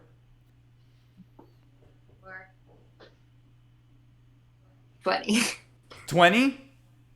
Let's Not go. 20, yeah. All right, fucking holy shit, 25. All right, you're gonna steal the fuck out of these people. You are gonna rob them blind, and they are never gonna know. They're never gonna know. They're like combined with the deception and this sleight of hand roll, you 100% get away with this without issue. So what you're going to be able to steal from these people is, do you want any items? Are there any specific items that they have on them, or do you want to just convert this all to money? Let's just convert it all to money. Okay, cool. So, Mgannet, what you're able to get from them is going to be a total of... You steal some really good shit from them. You get one guy's watch. You are able to lift an entire coin purse off of one person.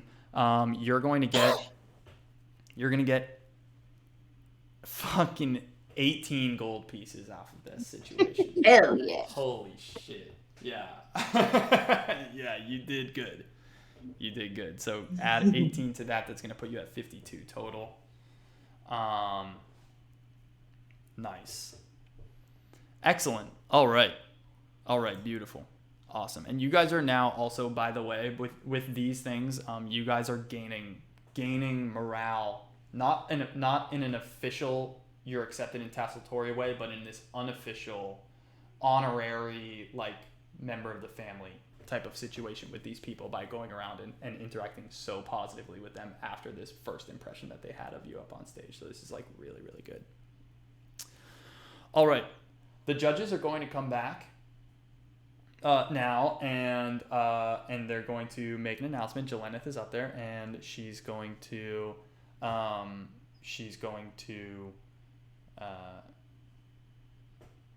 say, everyone gather around. We're ready to announce this year's new Tasseltory members.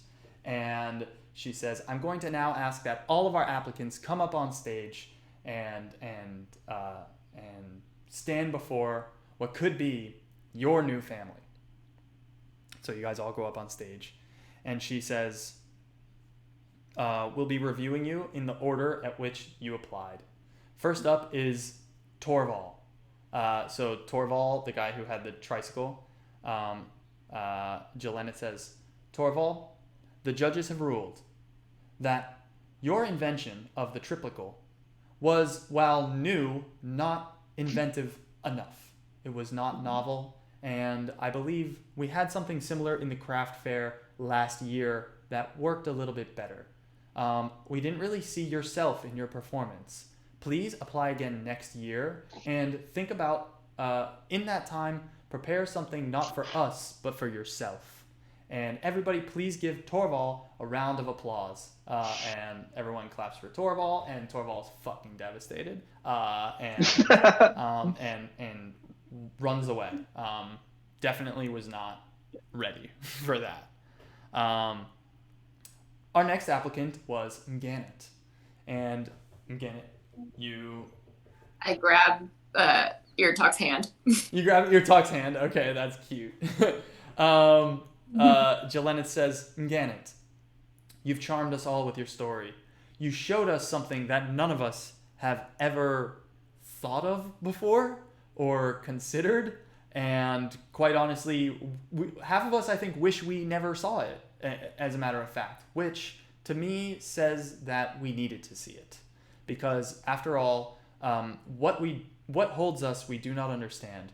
But what we hold, we choose to be. And we now hold this idea of an art form made out of death. And we can choose that or we cannot choose that. And I think a large majority of us will not choose that, but it's the choice that we appreciate in what you did. I think you can hone your art or perhaps channel this inventiveness of yourself into something else, because the actual art piece was very displeasing to look at, I think objectively. And she looks around and everyone goes, everyone's just like shaking their head and they did not like what it looked like at the end.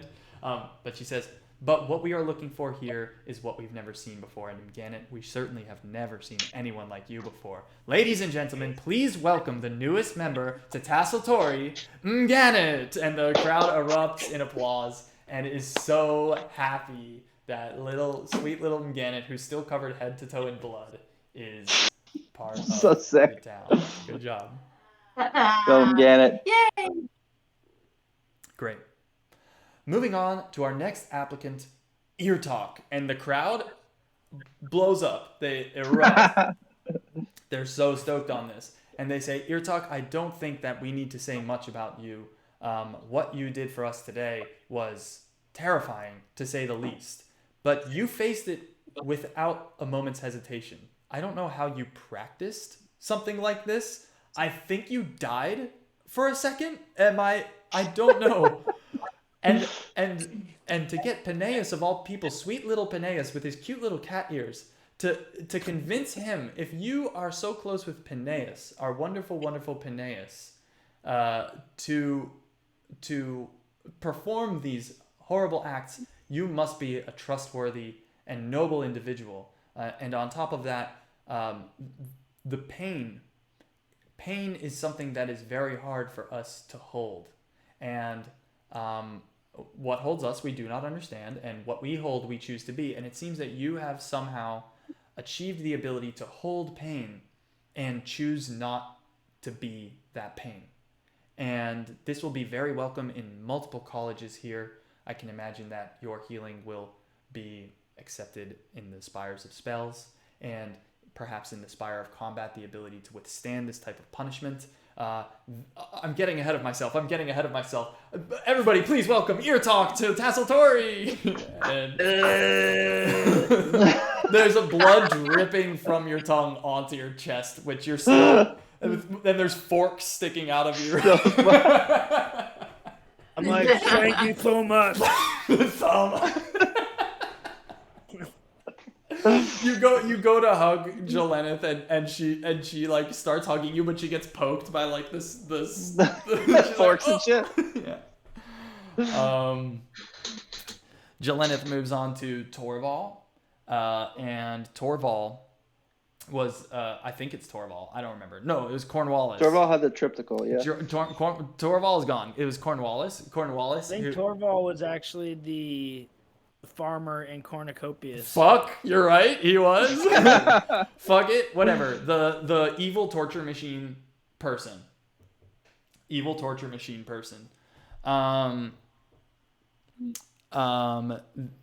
This person is also going to get accepted for the novelty of the situation.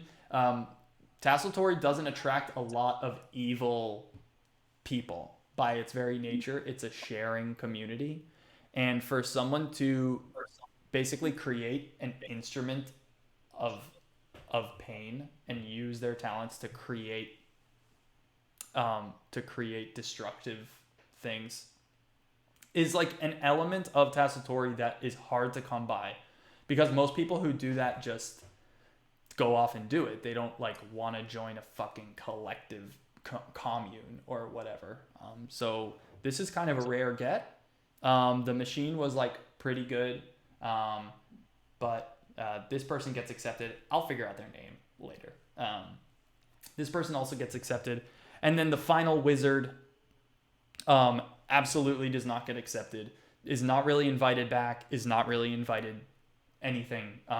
She just says, I think that your talents will be best used elsewhere. Thank you for applying. Please give them a round of applause. And is like, the fucking triptychal guy got a better response, and he ran off peeing his pants.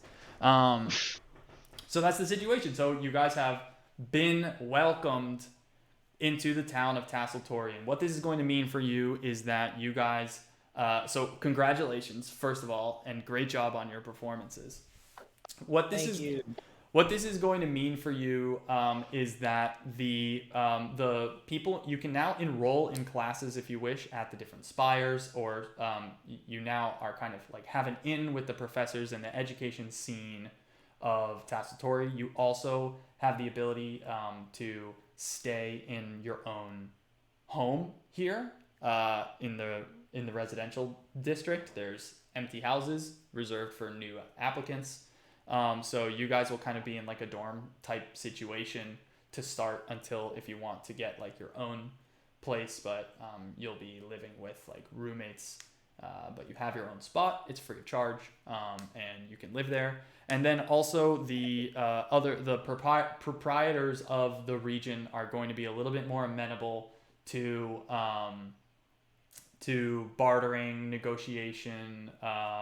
They'll be more willing to work with you, more willing to help you out. They'll learn your name and that type of stuff. So in general, just like you now, doing things in Tacitory becomes easier for you, and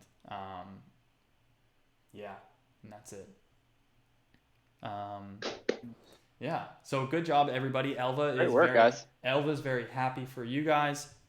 She's been busy this week, by the way.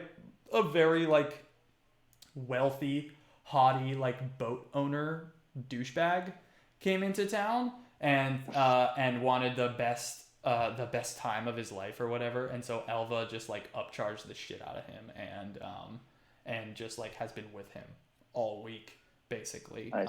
In the skeet retreat. And so besides when she was helping out Mgannet. Yeah, great.